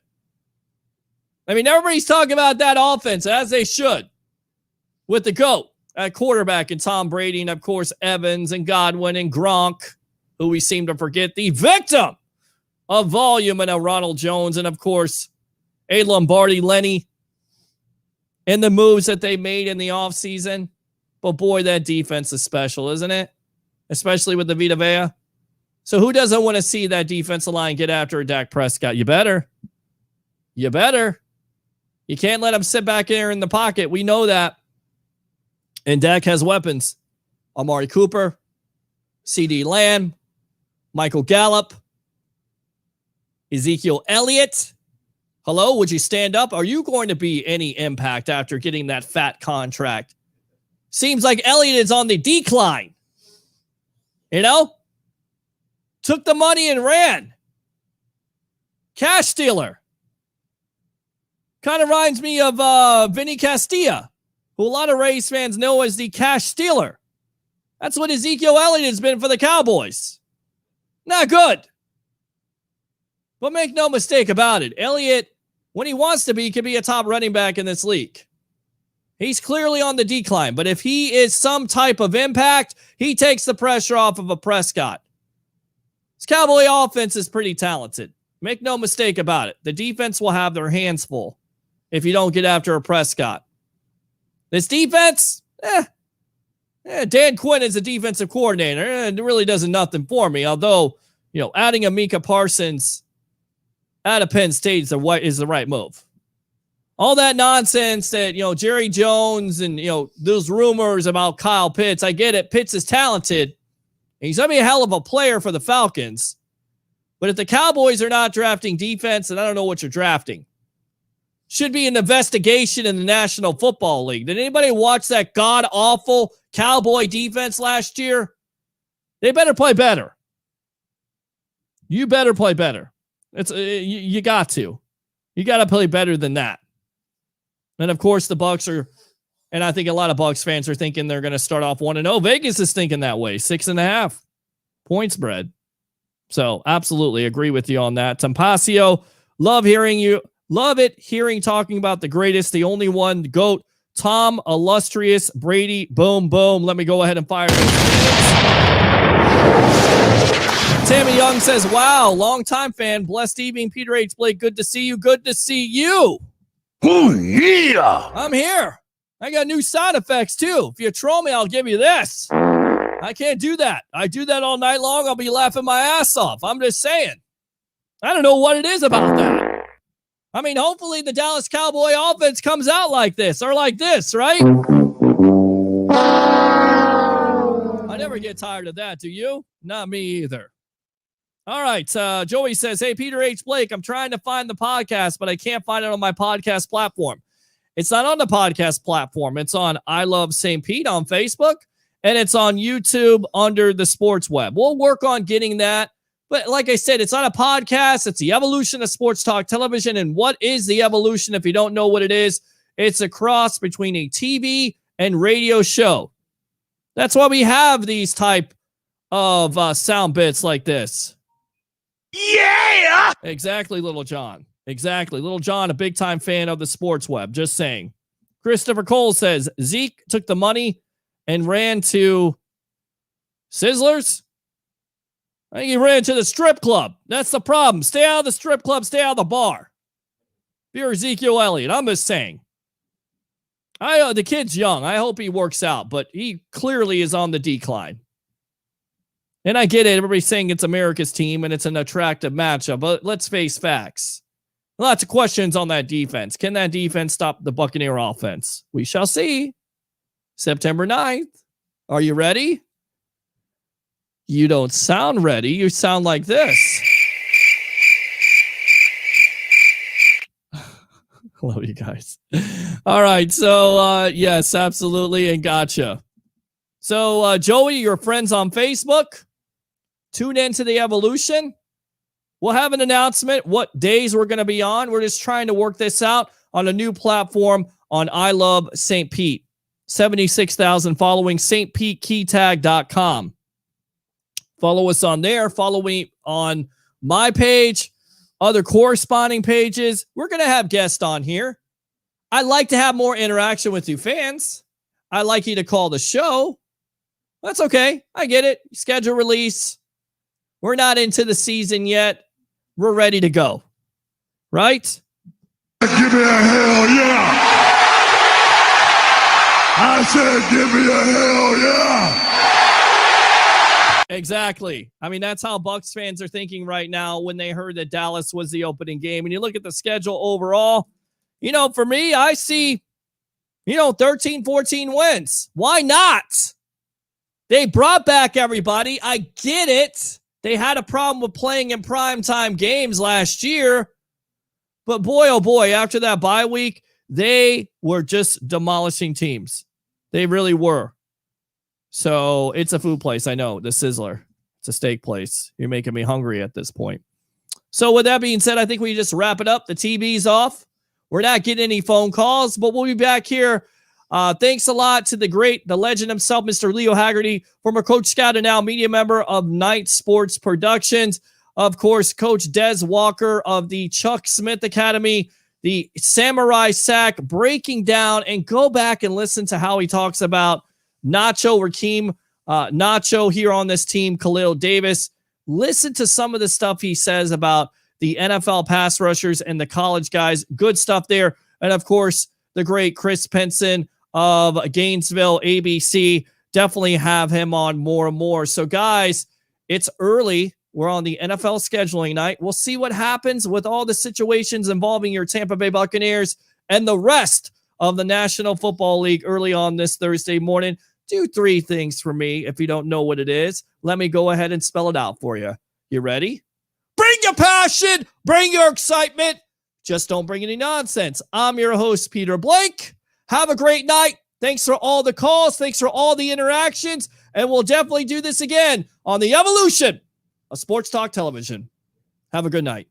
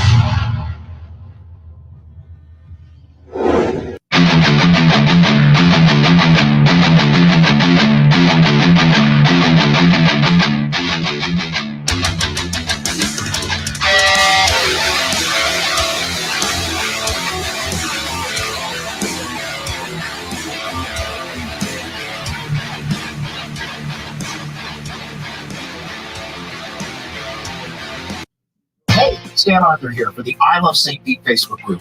If you're a business owner looking to connect with tens of thousands of potential new local customers, you owe it to yourself to get enrolled in our Key Tag Rewards program. Since 2019, we've signed up more than 200 local merchants. Sponsor opportunities are available too, such as our group banner ad and even your own custom key tags. Just go to stpetekeytag.com, get enrolled, and get ready to get busy. stpetekeytag.com.